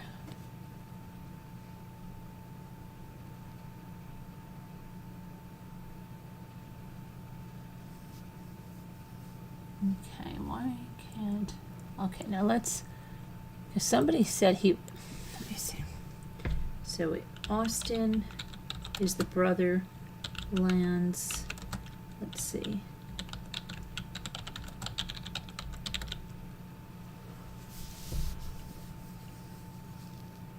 Okay, this is back from 2021, August. Now listen to me. The August of 2021, the older brother did what I'm going to tell you about. And literally, September, 3 months later, this one kills the people behind him. So let's see what this is about. This says that in the back end, this is an older article, and it says the suspect in the violent attack outside the Pentagon on Tuesday that resulted in the death of a Pentagon police officer was identified as 27-year-old Austin William Lands of Georgia. According to law enforcement, Lands' former attorney, Lisa Wells, Lands died from injuries sustained in the attack, but they say that's not true. They said that he self-inflicted those. Excuse me. That's his attorney saying that. So, a senior defense official said that the officer, George Gonzalez, was stabbed by Lands, and that other officers responded rapidly and shot the suspect. FBI's Washington field office confirmed Lands as the suspect and said he died by taking his own life using the service weapon of the Pentagon Force Protection Agency officer he had fatally wounded. Let's see. According to a tweet by the FBI, Lands exited a bus at the Pentagon Transit Center and immediately, without any provocation, attacked Gonzalez with a knife. A struggle ensued. Officer Gonzalez was mortally wounded, and then the suspect shot himself with the officer's service weapon. Now, Lands briefly enlisted with the U.S. Marine Corps in 2012, but never earned the title of Marine. And this is this guy that I'm reading about is this one's older brother, and this happened within months.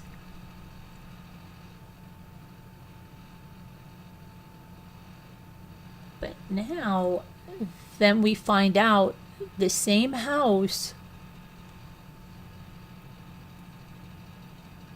Okay, here's something else. Hold on a minute. From back then, okay? A behavioral threat assessment on Austin William Lands. Okay, it says on Tuesday, August 3rd, 2021. What's this? Austin William Lands traveled to the Pentagon, stabbed an officer. Lands had previous negative interactions with law enforcement and the military, possibly leading him to identify the United States Department of Defense Pentagon facility as a symbolic target. I don't know, let's see what it says. At 10:40 local time, Tuesday, August 3rd, a 27-year-old man stabbed a Pentagon police officer in the neck at the Pentagon Transit Center in Arlington, Virginia. The suspect had just exited the bus when he attacked the officer. He then used the service weapon to shoot himself. Let me see here. A bystander was also injured, taken to the hospital, but his injuries were not life-threatening. Okay, so on October 9, 2012, Lands enlisted in the Marine Corps, but was administratively separated less than a month later and never earned the title of Marine. In July 2020, almost a year into it, right? Lands started a lengthy, this is the neighbors, a lengthy harassment campaign against his neighbors that involved sexually explicit messages, and threatening notes, which he began leaving in the mailbox of the neighbor home. The neighbor, Philip Brent, described that Lands had repeatedly harassed him, as well as his then fiancée Eliza Wells. He was reportedly entering their property and leaving items on their doors and watching them.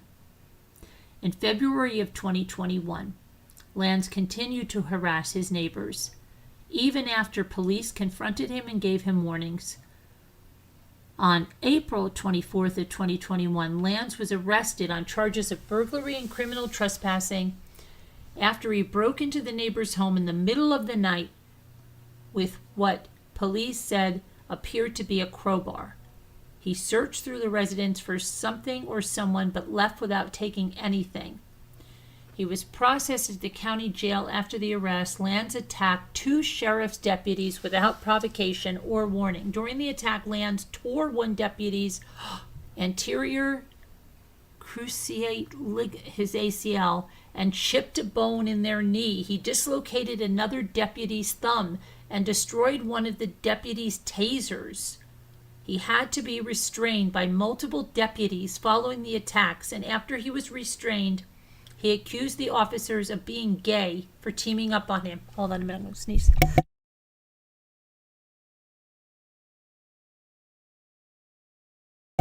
Sorry.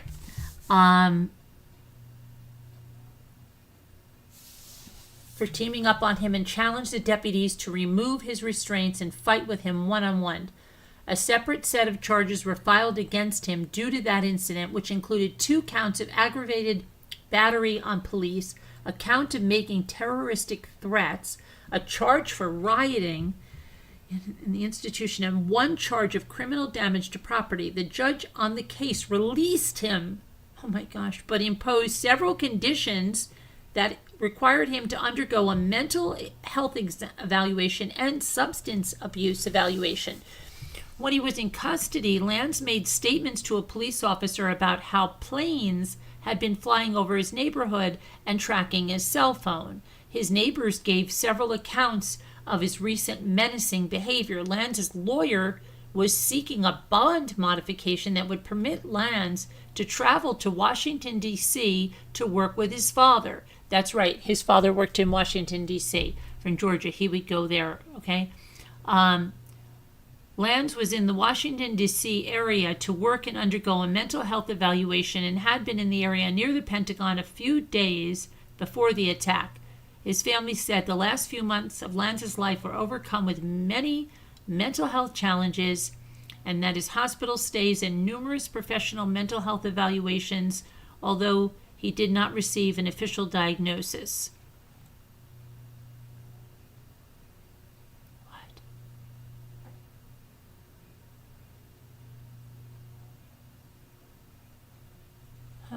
Let's see. Here's something else. Let me see if we could find this.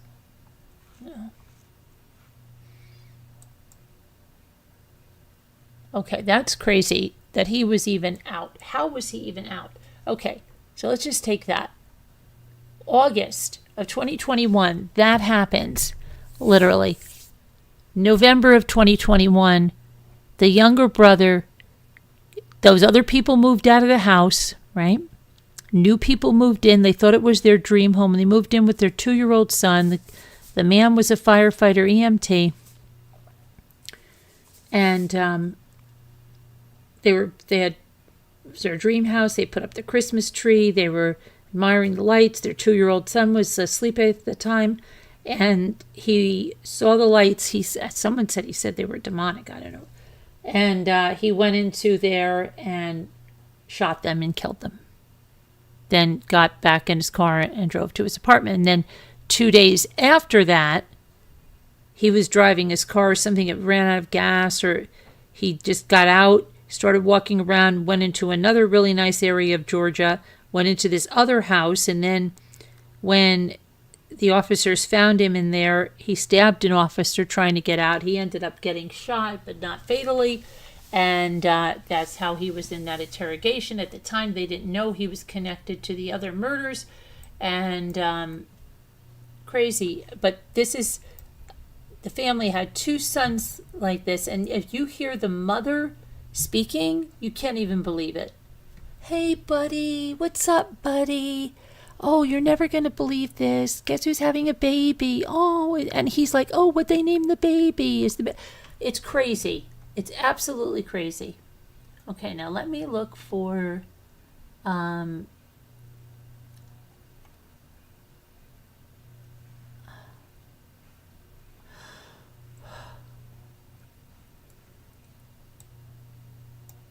here's something else about this one here, the Matthew, the one that just had his trial.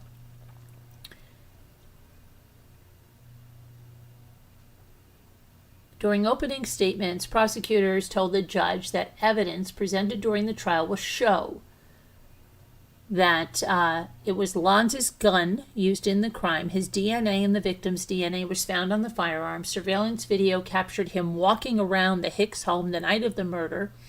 But Lanz's defense attorney is saying that his client believed he was set up by a government agency like the CIA or the FBI. Okay. During the trial, prosecutors played surveillance video that they say showed Lanz driving by the Hicks home the night of the murder and then walking around their property. Lanz's defense attorney questioned how could they prove that it was his client that was caught on the camera. And investigators said, yes, they weren't identifiable other than what appeared to be a human figure, maybe. Prosecutors played an hour-long interview between police and Lanz's parents.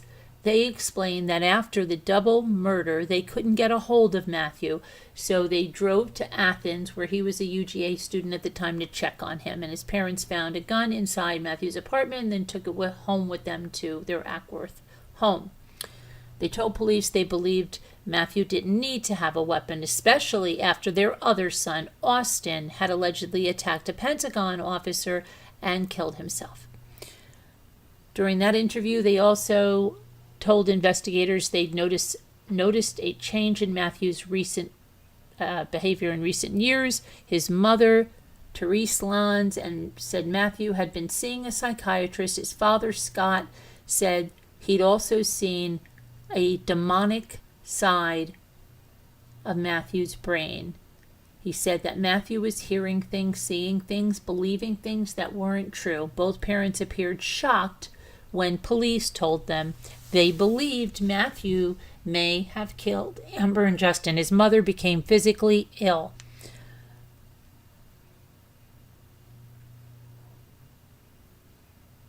The day after the couple was killed, Lons was accused of stabbing a Sandy Springs police officer during a burglary. During that struggle, another officer shot Lons, wounding him, but he wasn't wounded badly at all. He was sitting in the interview too.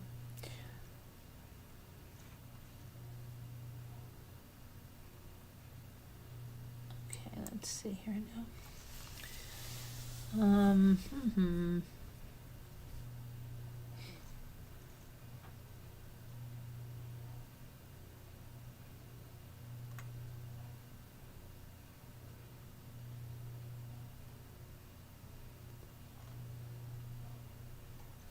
Okay. Let me see this. Okay, now this. Shoot. Hold on a second.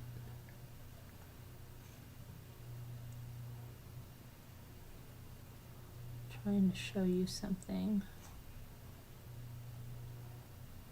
I want to show you, hold on, where they lived here.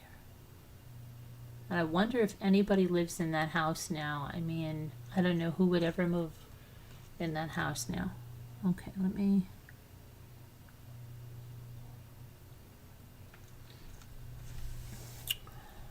let me see if I can pull it up on some. Hold on.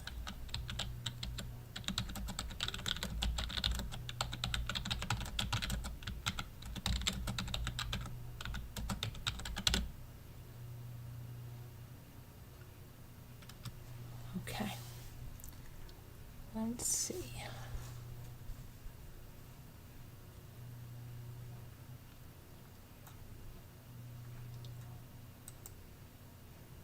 Get there.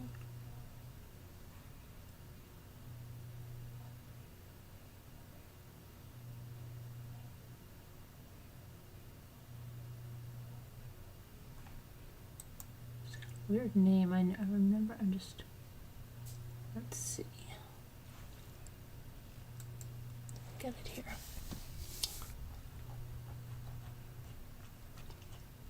Come on. Okay.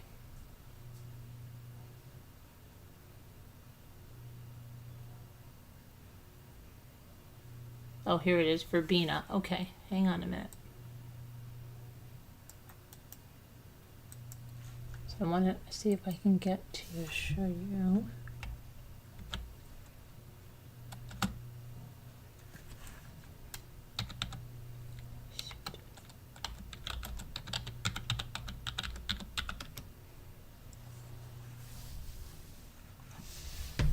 Okay, here we are, 50.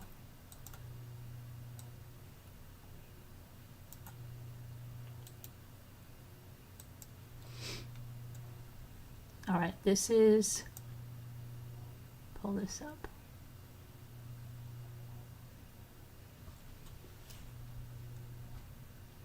Come on now. This is the house where the people were killed. And he lived right behind them. Let's see if it'll let us. Remember, we used to go on these little road trips. And everybody would see if it'll let us go. He lived.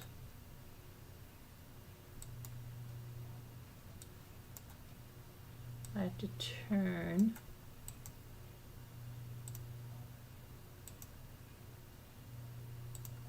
Okay. His house backed up to their house. It's not letting me turn. Come on.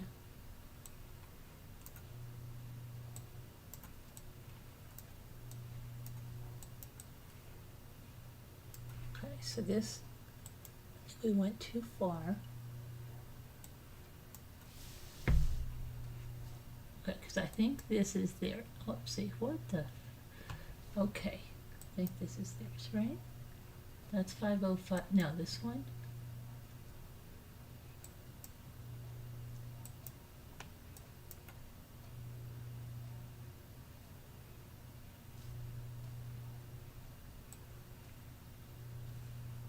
So it's a cul-de-sac. That's weird. It's a cul-de-sac on this side, and it's a cul-de-sac on that side. It's interesting.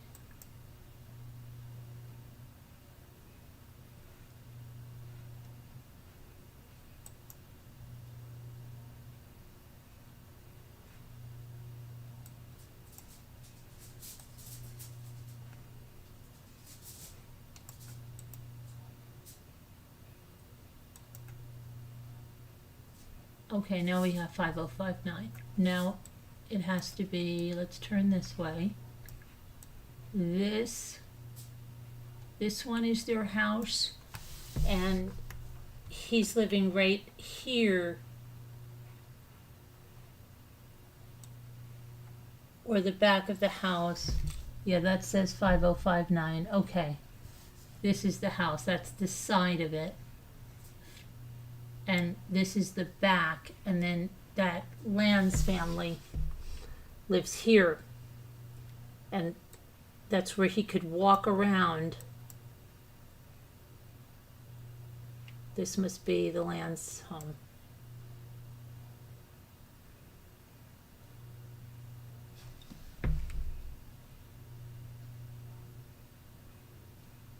No, I don't know what just happened.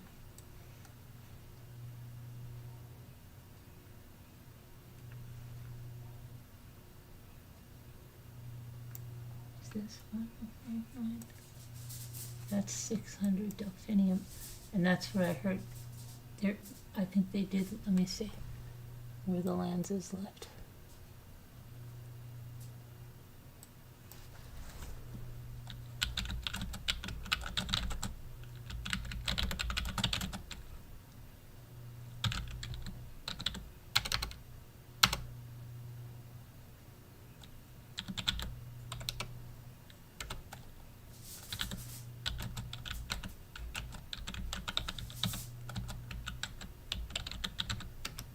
Okay, let's see.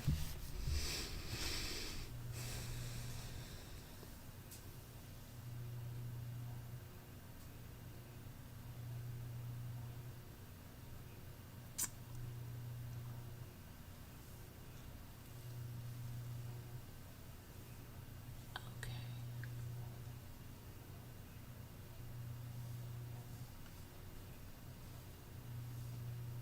600. Okay. 600. Is that what I just, what one, let me see.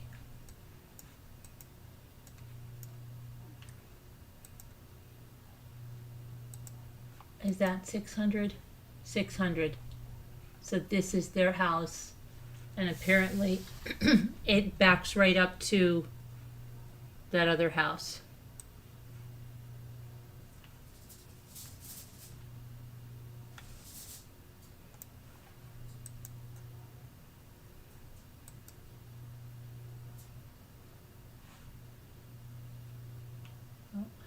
Did we overshoot that? Because how did we get over there?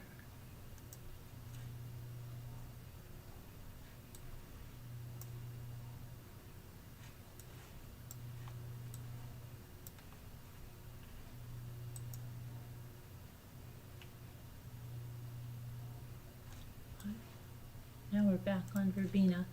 So that's 5063 Verbena.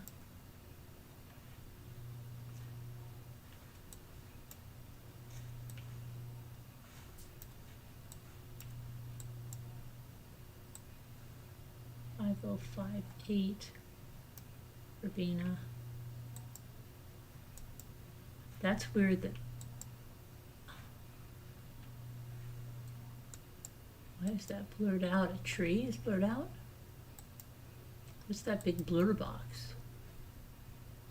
It's like they know something happens. Sometimes they do that. Okay, let me see something here. Not before they get to that. Hold on a minute.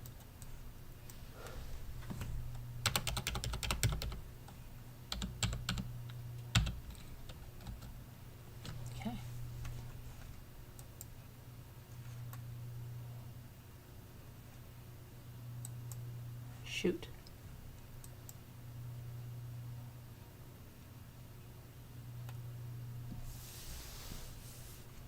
Okay, this right here. They only lived in this house for like 70, around 70 days, okay? Before they were killed. It was like their dream house.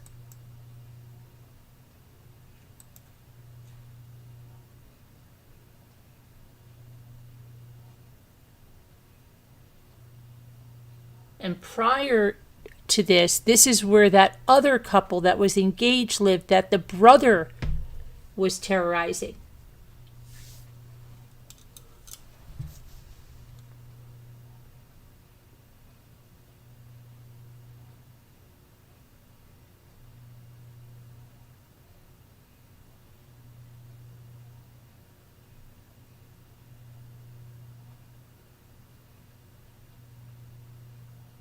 Doesn't that, I don't know what year this was built, but doesn't that kitchen seem off when you look at the outside of the house? Like this built-in desk area and stuff, that was like very much in the 90s stuff. I thought the house was newer than that, but I also thought the house would have a bigger kitchen and stuff. I like the built-ins. I love built-ins. That's nice.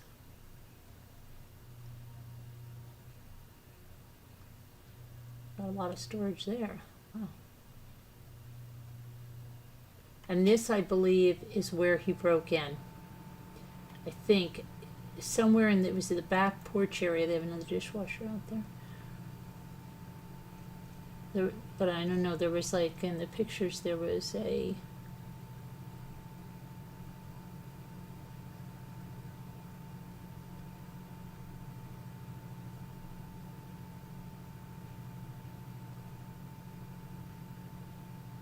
Yeah, it's looking like the 90s with the brass.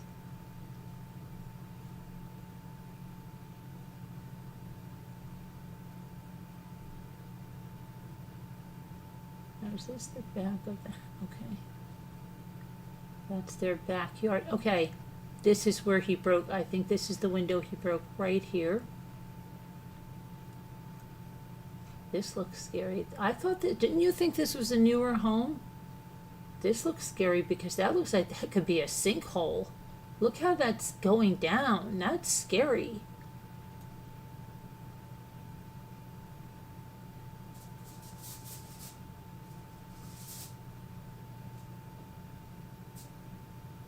Okay, let's see what year this was.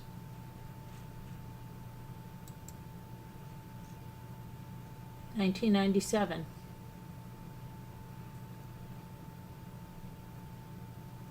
Okay, so I really don't know who would move in there. Okay, and especially his parents, I believe, still live in the house behind. And let me go to the chat. Okay, and see where you guys are. All right, so. Yeah, it's small for that house, right? It looked like it would be damaged from water runoff. But that looks scary, video. That looked like that could be a sinkhole. All right. Let me go to the other address of where Matthew was staring at them, right? 600 Delphinium.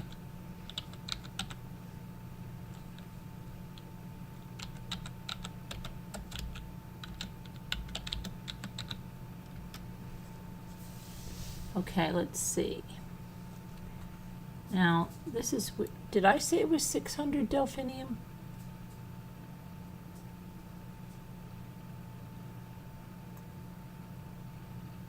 Because it doesn't look like the right house. Let me see.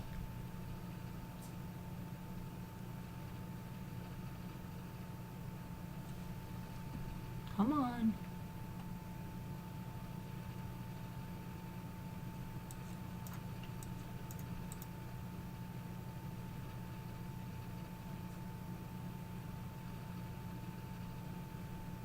Doesn't look like this would be the right house. It says June of 2008. That's an old picture of it. And you know what? Now it's saying March of 2022. Hold on a minute. That would have been after the murders. It's looking weird. Let me just make sure that, yeah, no, that's it, because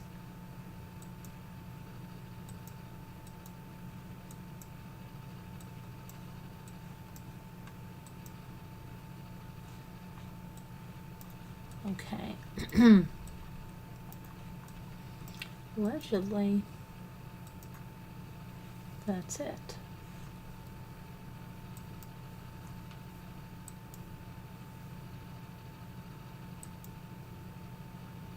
Come on, go back.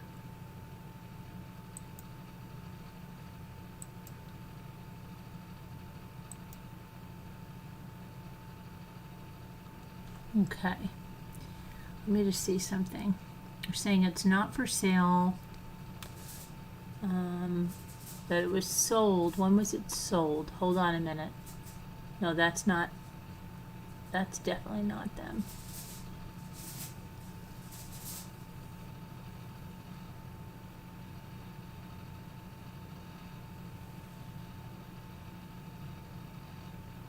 Built in 1990.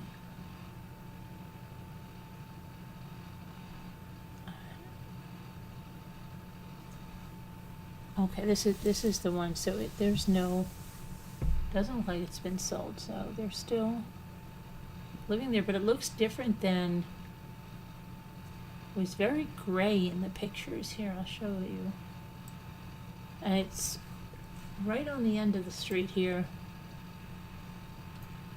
Okay, and March of 2022, which would have been after the murders,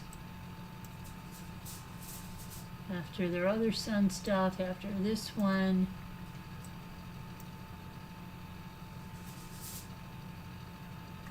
And kind of crazy, right? That both boys, both doing stuff like that, and like, I don't know.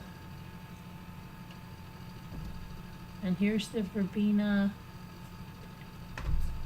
and alleged. I mean, they should be right there. Yeah, verbena, and this is their fence.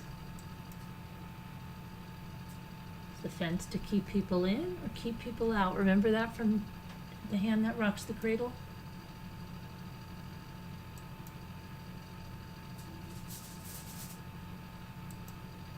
And then this is 5059, right?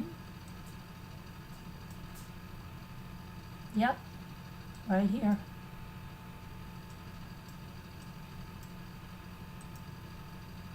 That's the side, and the front is over here. So they were right back to back neighbors there.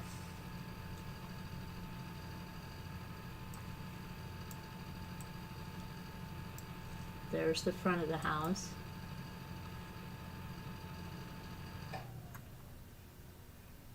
What just happened? How did we just get turned around like that?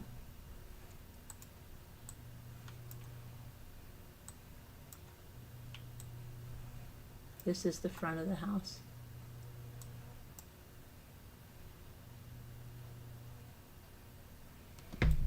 And that says June of 2013. Is that when that's from?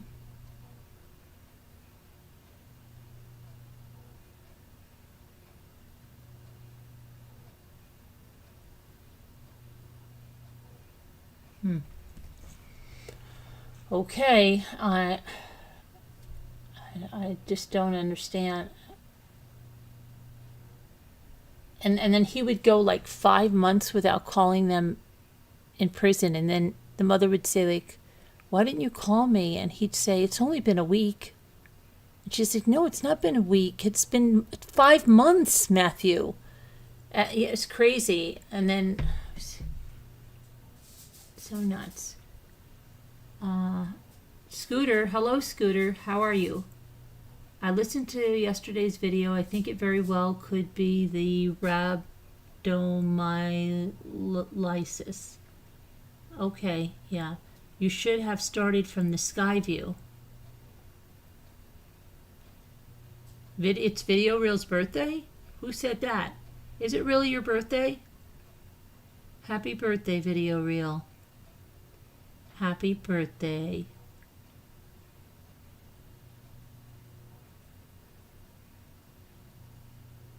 What kind of birthday cake? What kind of birthday cake did you get? What flavor? What kind? We want to know all about the birthday cake.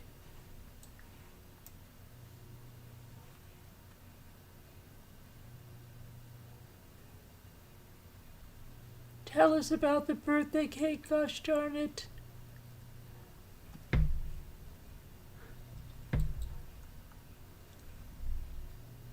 There's Linda with birthday cakes. Birthday cakes.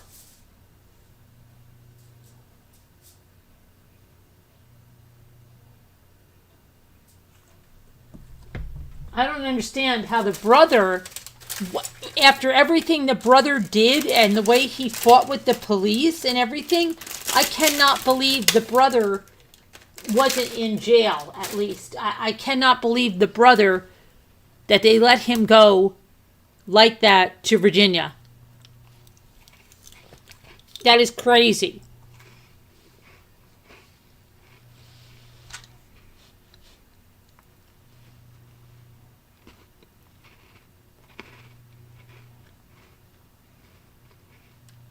What are you having? Carrot cake with coffee with cream cheese icing. Does it have cream cheese icing on it?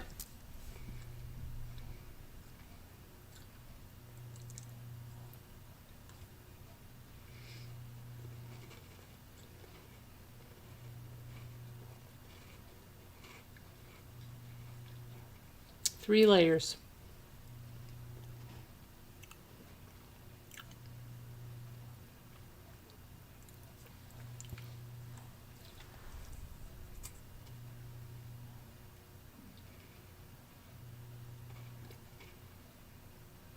He admitted it, didn't he? How come he isn't in jail? Well, he killed himself. He took his own life. He stabbed the Pentagon officer to death. He took the Pentagon officer's service weapon and took his own life. That's the older brother. That's Austin.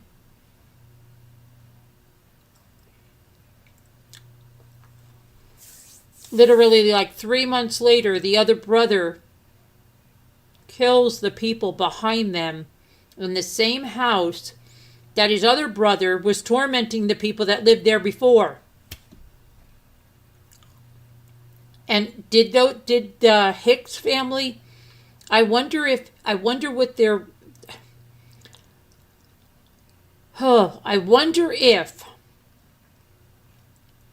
Amber and Justin Hicks, the couple that was killed, ever knew that the people that lived here before them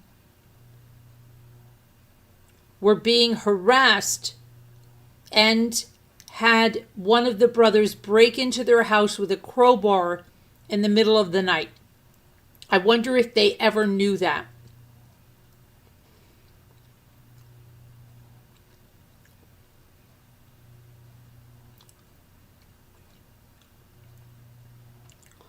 You know what I mean? Because I didn't realize, I thought it was like, not even that 6 months is going to make a difference, but it's like 3 months. Like, when did that other family, well, let's look at the, hold on a minute, we can find out right away, hang on. You've got a question. Oh, you quit. Oh, hi, Nora. I thought Scooter said she had a question.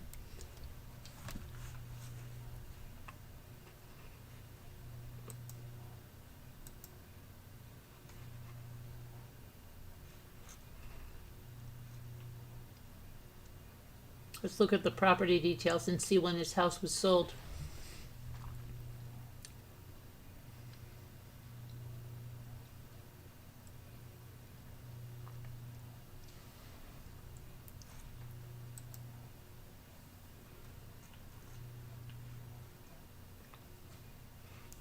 Look at that.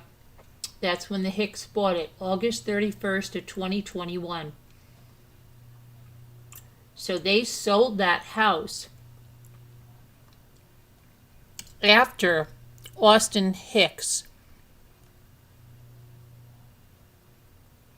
did what he did. They sold that house. Why did they sell that house? When was it put on the? It was listed. Okay. It was listed in June before he did that. And they sold it on August 31st. And that was to Amber and Justin Hicks.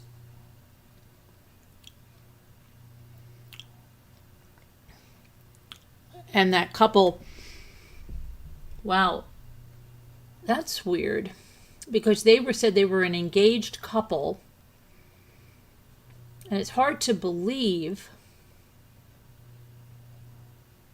that they were living there since 1996. That's weird. I wonder how old they were. That's weird.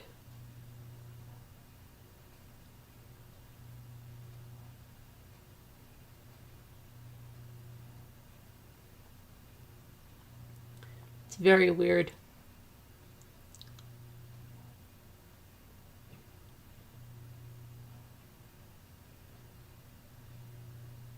And obviously there must have been some kind of a bidding war at that time, which it would have been after COVID and was happening, I think, stuff like that.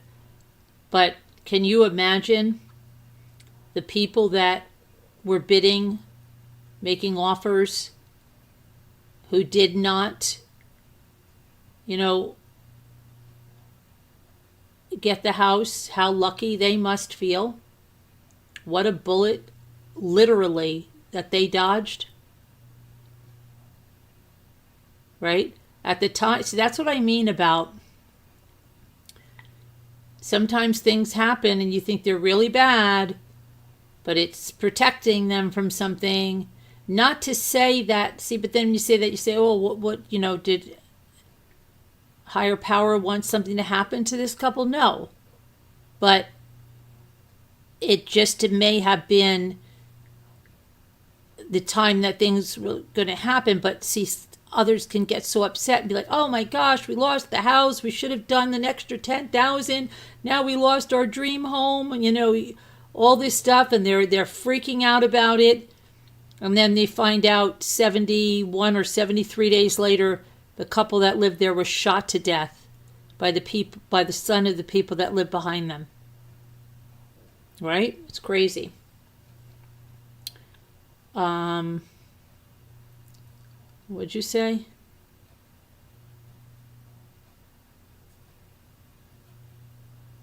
Scooter's not listening to me, and she's talking about subjects other than I'm speaking about. I heard someone the other day say that is so rude. My chat would never do that. Okay. Isn't that crazy?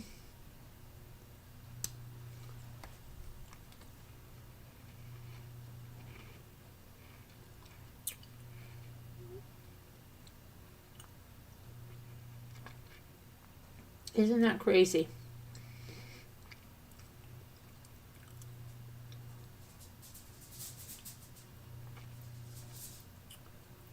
Scooter, are there any trials starting this week?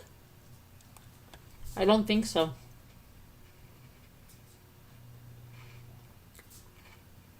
They're not going to start Matt Walsh until December 1st. I can't even believe that I'm saying the name December. Hold on a minute. I have to get something. I have to show you something. Hold on a minute. Hold on.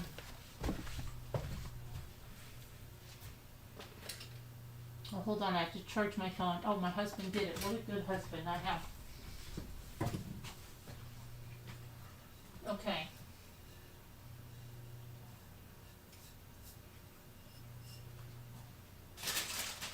One moment.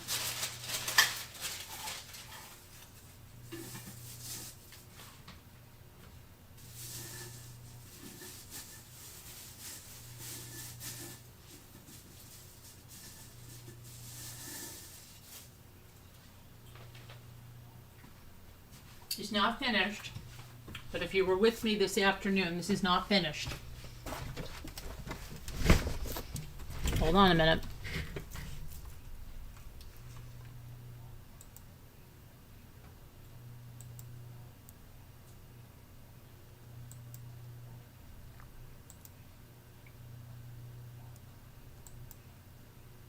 Okay. This is not finished, but Ducky wasn't there. She set a winter scene. There's a cardinal. There's these really nice sleds. You can't really appreciate it from here, but it's not done yet. I hope Lucky's going to like that one. Lucky wasn't there. You can't appreciate it because it's not white up here.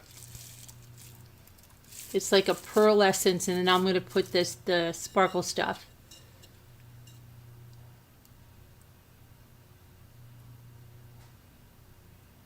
She just said, make a winter scene. She got the snowman one. She wanted some more, so I found 2 of the large jars. And she's got the snowman, and I've got to pick one more. And I showed a whole bunch of napkins, but she didn't come.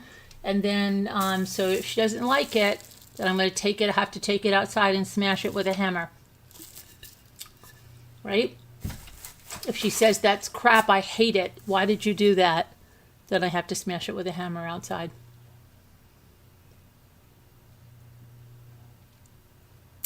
Which is sad. Yeah.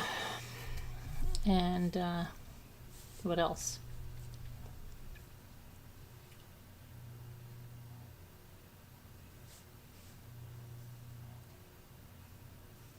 I have to, Val. If she doesn't like it, I have to take a hammer to it.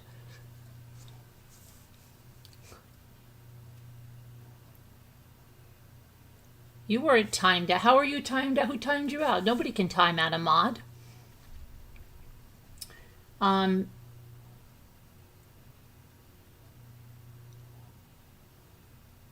Yeah. And I don't know where Lucky is because she wasn't at the afternoon. She's not in this one. You saw the tail end of my live? Linda just dropped off the live without saying anything.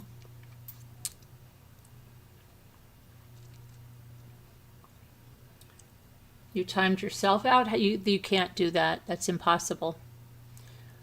What else did I...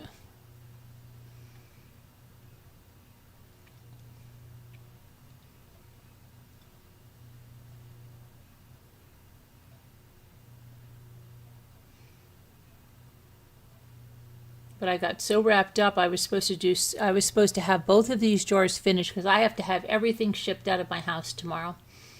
Definitely, I have Lacey's stuff ready to go. Tomorrow morning, I have to get up, pack Sandy's box, pack rough stuff, pack all of White Angel's stuff is going out. Sorry, White Angel, you got to take your stuff. I got to make room in my house, honey. I have people coming. And it's time. It's been here for months and months and months. I can't keep it anymore. And then I have to get Twisted. I've got to finish Twisted stuff. Got to finish another jar. Megan L's stuff is going to be ready to go. And let's see if I get all that done tomorrow. Who else do I have to get out?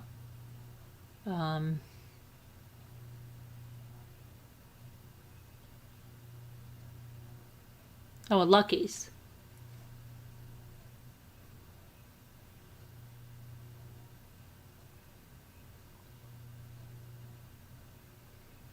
You've only seen, no, Lucky was here. Wait a minute. Really, Twisted? No, I think Lucky. No, oh no. Really? I don't think so, though. You really think so?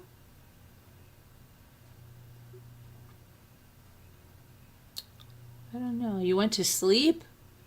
It was like 5 o'clock, wasn't it? 6, 7. I don't know. So what else is going on?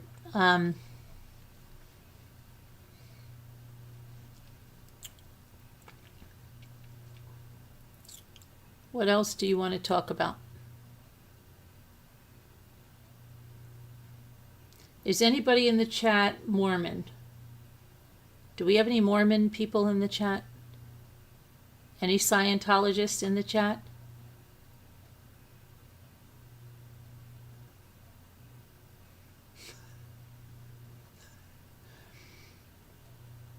I was just thinking about, sometimes I shouldn't think about things.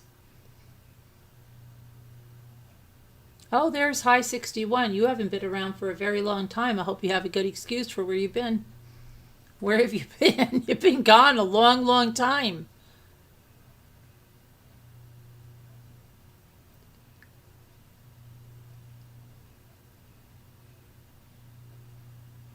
Oh, they're okay. Yeah.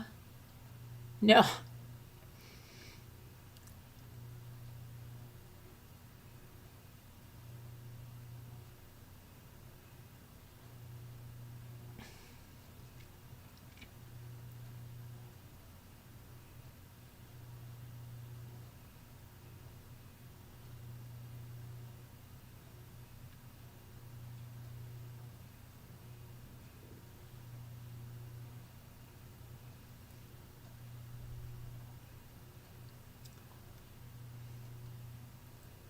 You've been busy getting ready for the what?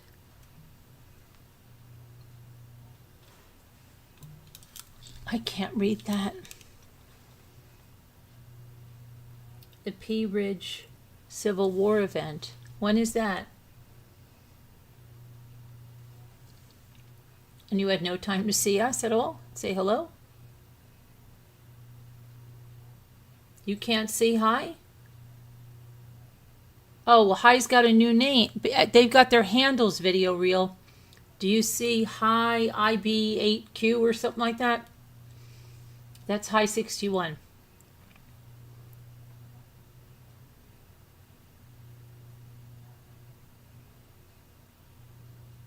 Everybody has their handle. If you want your old name back, you've got to go change your handle to your YouTube name.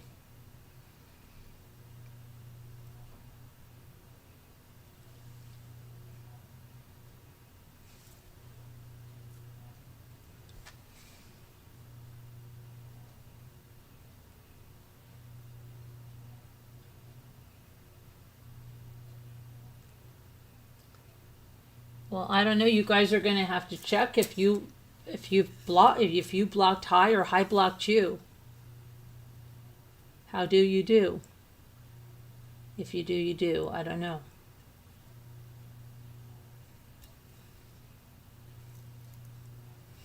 I don't know if Lucky's going to like that.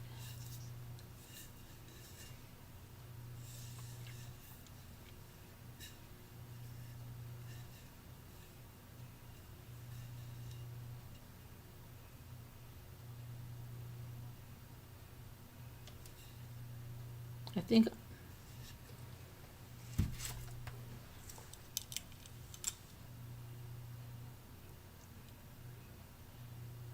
what? Cam Clip. Hi, Cam Clip. How are you? All good.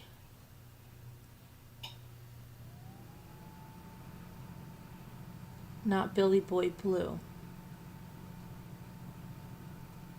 No, Billy Boy Blue isn't here. I don't know where Billy Boy is. Where is Billy Boy Blue? Okay. So let me check the latest on the manhunt for the Slender Man killer. That I can't even believe that there's a manhunt and it's like, she's got a trick-or-treat bag and her hair pulled back tightly. What kind of danger is she going to be?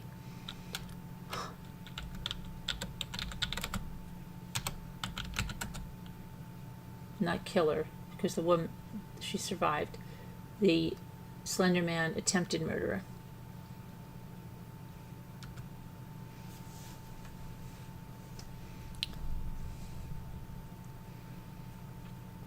Oh, wait a minute. She was found. We have an update. An hour ago. Hold on. We have an update. We have breaking news, guys. Breaking news here. Breaking freaking news, okay? They got her. They got her. Let's see what she's going to happen to her.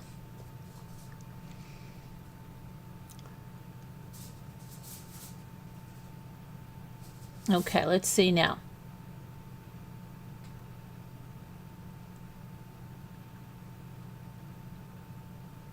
Saying she was found in Illinois. She was coming to your house, Scooter. I think she was coming to see you. You're lucky they got her in Illinois after she escaped the group home. She was taken into custody. She cut her GPS monitor off her ankle, left the group home on November 22nd. She was granted conditional release after being found not guilty by reason of mental defect in the attempted homicide case. It remains unclear why 12 hours passed between when she was last seen and when police and the public were notified. This whole case seems crazy. Why aren't they telling us where she was found, where she was taken into custody, when is her next court date, where is she going now? Why are we not getting this? It seems, I'm not a person that does that, conspiracy stuff, but this is something is really wrong here.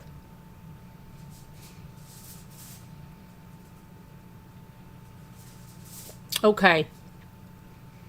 They took her into custody. Okay, now it's here.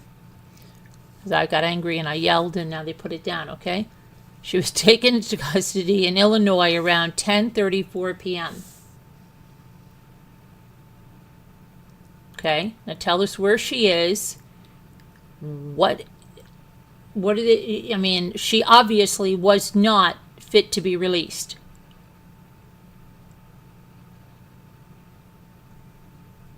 But we don't even hear anything. And it was 12 hours before anybody notified. Why didn't that GPS? I thought they were supposed to notify somebody. What the heck good is it? That sucks.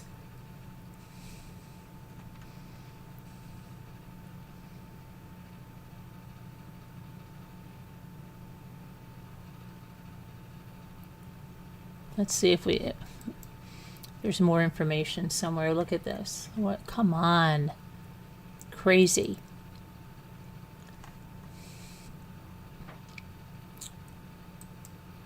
She was found in Illinois. Where in Illinois? Where was she found? Posen, Illinois police confirmed that she was found at a Thornton's truck stop with another person. They took a bus to Posen and they were both taken into custody. That's in southern Cook County, 25 miles south of Chicago. You could have gone out in the car, Scooter, and did a manhunt. They were close to you.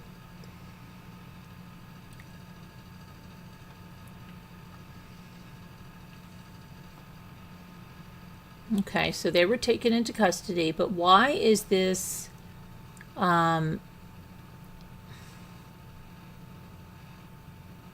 we don't know any of the facts about what happened or who might have assisted her.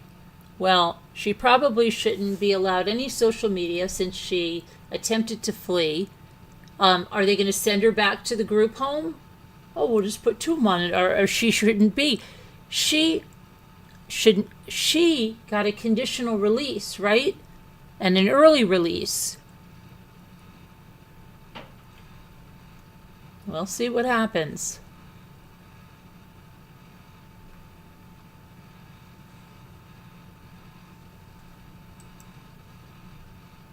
Okay. I would have passed. Oh, you would have passed? Okay. Well, that's why you're not a manhunt channel. Okay?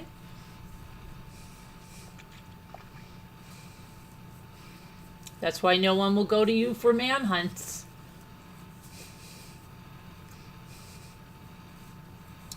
It's been rainy there.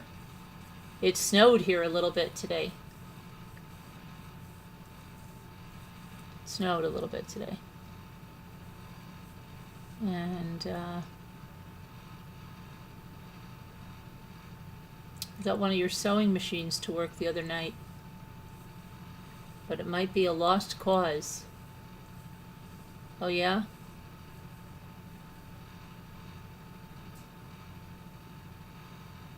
Oh, the other one might be a lost cause. Well, it's just the truth. It's the truth. It's the truth, Scooter. How are you going to be a man? How are you going to do that? People like to follow manhunts and car chases and things like that. But she had a trick-or-treat bag. Yeah, that was crazy. It looked like it was full of pine cones. Did you see that picture of her, Scooter? She had a clip. She couldn't have put that clip in her hair any tighter. And then she literally looked like she was carrying a Ziploc bag full of pine cones. And like she was trick-or-treating. It's crazy. The other sewing machine is an old Kenmore.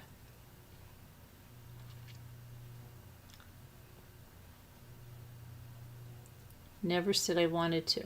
Okay. You wanted to be a makeup channel at one time, remember? You were going for the makeup channel?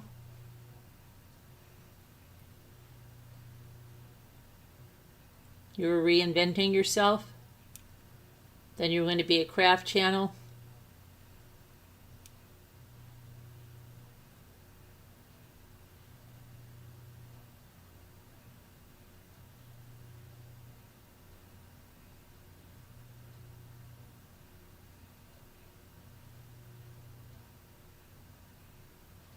The old Kenmore work better than the new sewing machines. Oh, I believe that.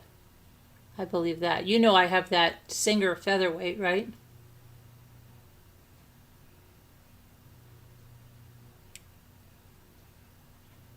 What? You still might?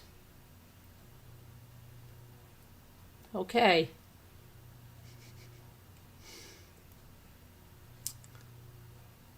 Well, it's never too late to reinvent yourself.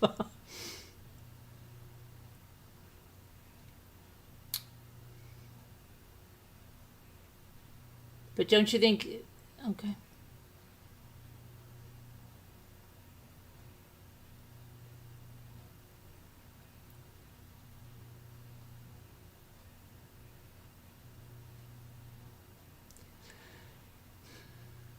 Video says, I've been lovely seeing you all. Thank you for the carrot cake wishes. I'm going to get some sleep. I've got an AI conference I'm hosting today. Today's watchful signs,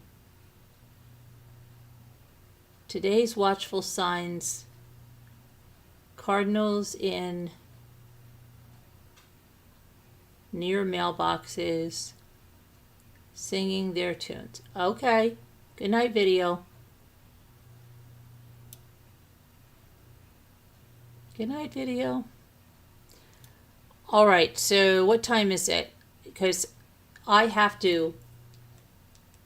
Yeah, it's time for me to break. We're going to play the word game because you guys you don't even know what I have to accomplish tomorrow.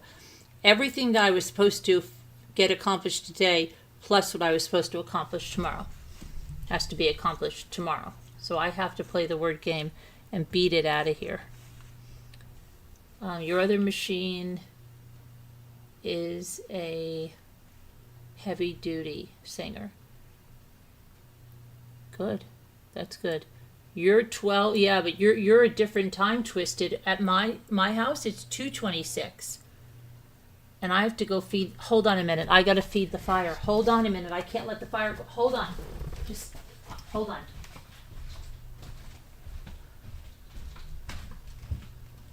Oh my goodness.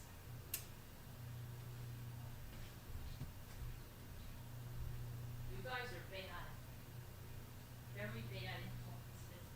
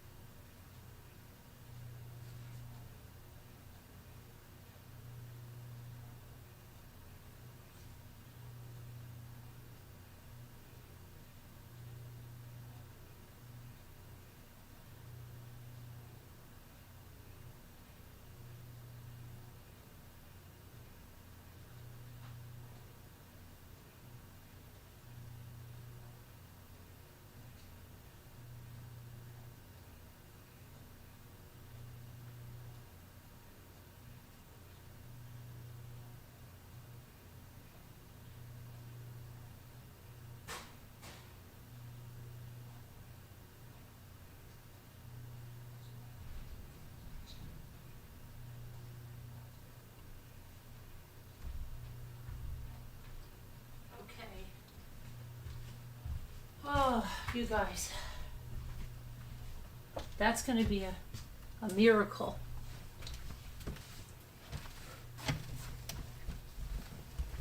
If that starts up again without me going crazy. You guys should be telling me, Carolyn, the fire, go put another log on. I'm going to need a log person to tell me to do that.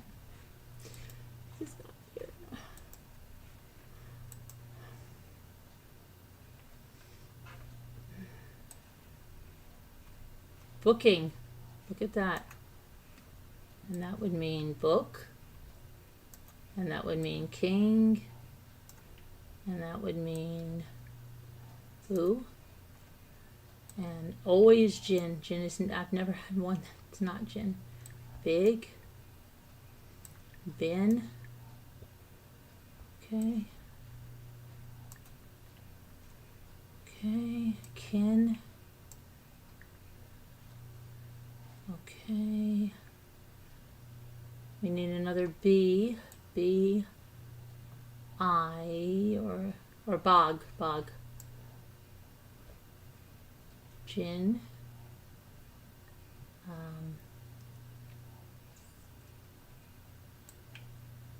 Oh, nope. All right, let's go to knob, right? No. No, stop it. Not there. Okay.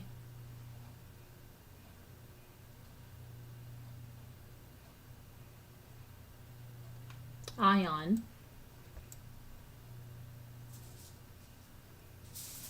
And ink.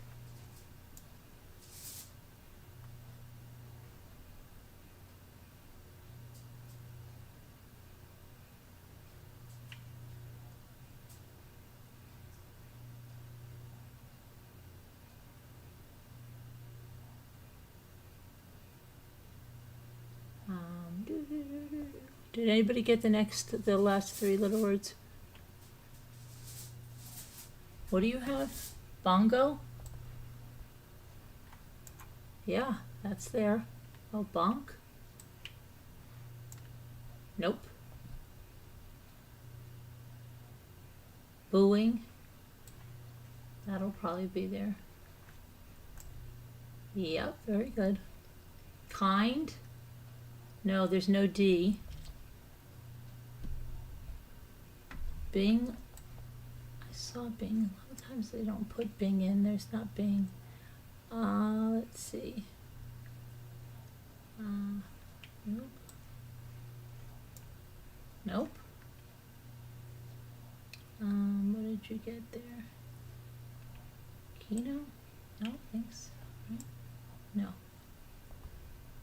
Booking I already have. Let's see.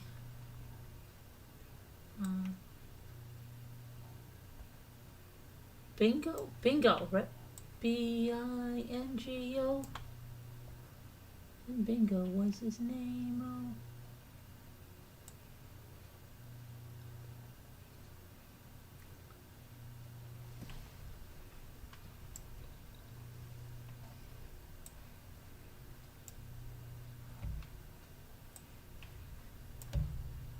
A book nook. Yeah, but there's nook. Kong, you say? We only have a 3-letter word left. Doodly doodly doo.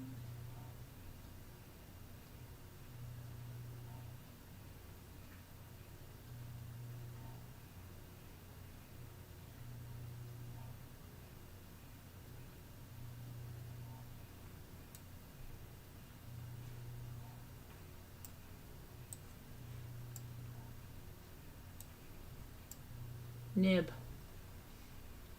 It was nib. It was nib.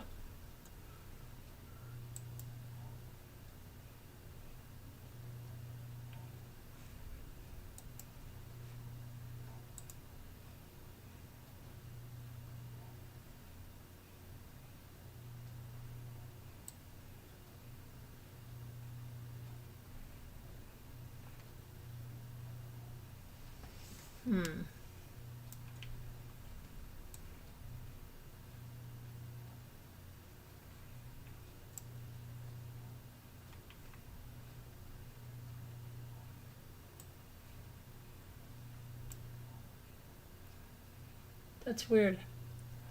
You just got those words like that. That's crazy.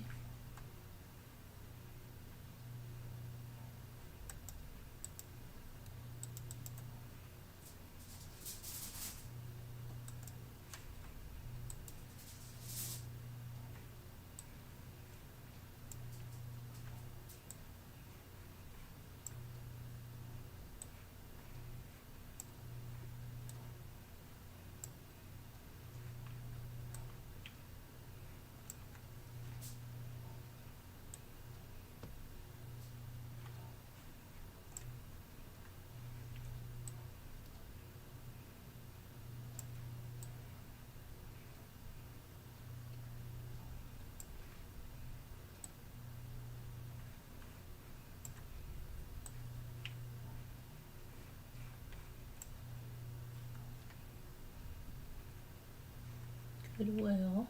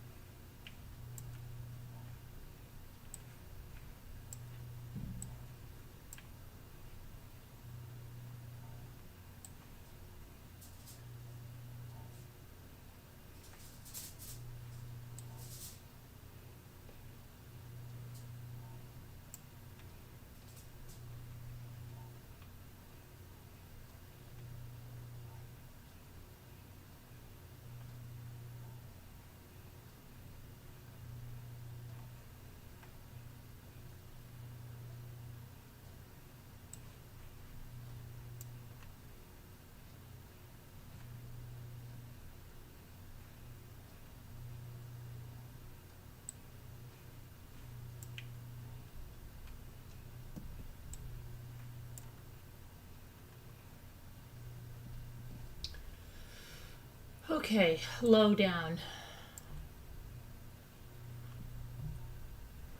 What would the ill? right? And ow, ow, ow, igloo? No, we don't. Do we have it? Yeah, we do. We do. We have igloo. We have an igloo. Yay. Wild? We have wild, right? Yay. Okay. And you might be putting some of these things. Glow. Twisted says glow. Okay. What else did you say? Gold. Okay. There you go. Gold. Dog log. No, I tried that one. Glow, you've got. Let's see. Igloo, you got 2. Good, I got it too. Let me see if you got something I don't have. I need my glasses. Hold on. I've got to need my glasses. Gal. There's no A. I can't do gal. Glow, log. Do we have log? Yeah. No? Yes, we do. Okay. Dog. Yes. We need a word above dog. So.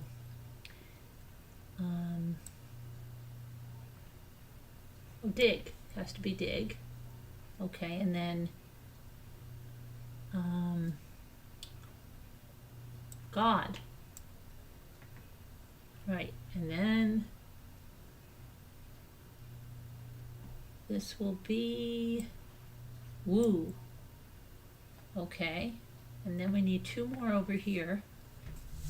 Let's see, you guys get anything here? Golden glow. Got those. Let's see.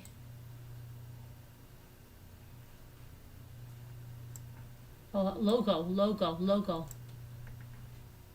Okay. And then we need one more.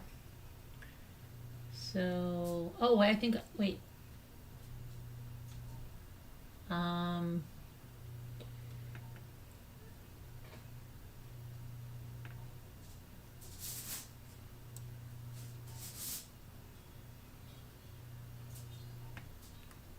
Will, no, we've got will. Let me see.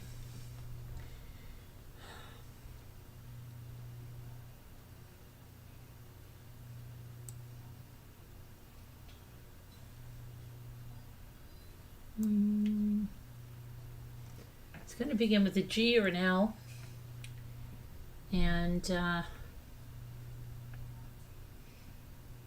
if it begins with a G, it's got to be G-O.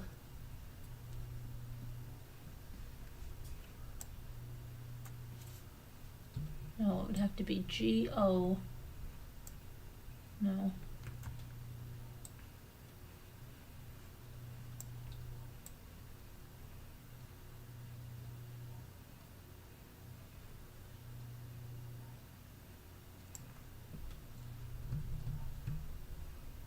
Oh boy. Let's see if it's going to be. It's got to be. Well, that was a word at least, but it wasn't there. Lilo and Stitch. Well, it's a word, but it's not there. You got it. Lido? I think I tried Lido. No, maybe it didn't go in there because it's an extra word.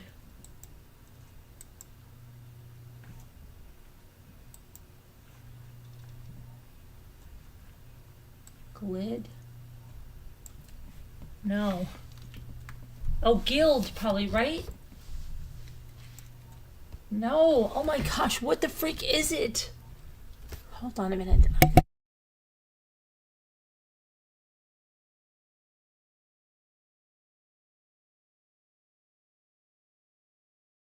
Okay, I'm back. Sorry, I had to check that. All right, what should it be? What should it be? Glid, guild, no.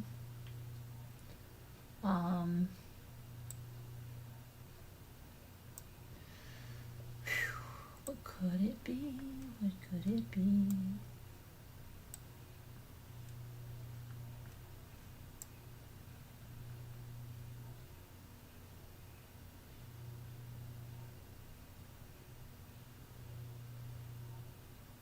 Oh, what about, no.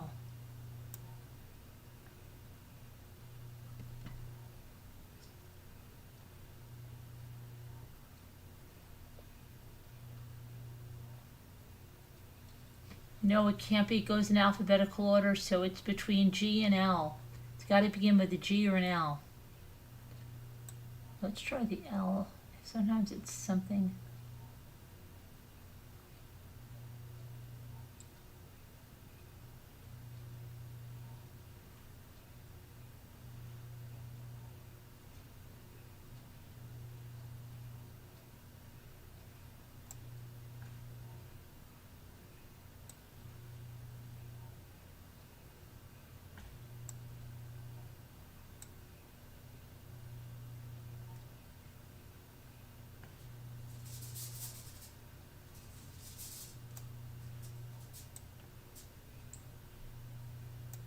I think I tried that, but yeah.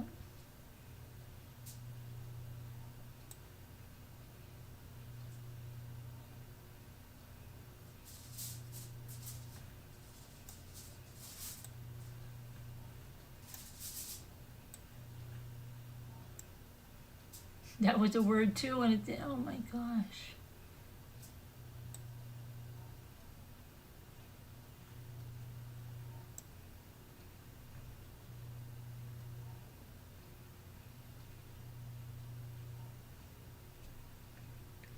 Logie, I think I tried that. Oh.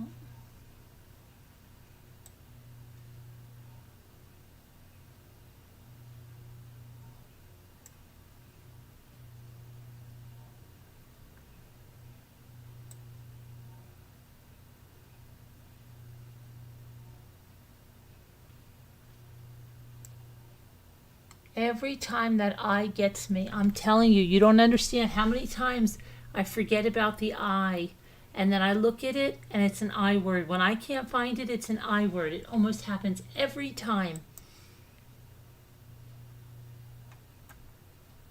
Okay, I get addicted to this. I cannot do this. Have to go to bed. We have to go to bed.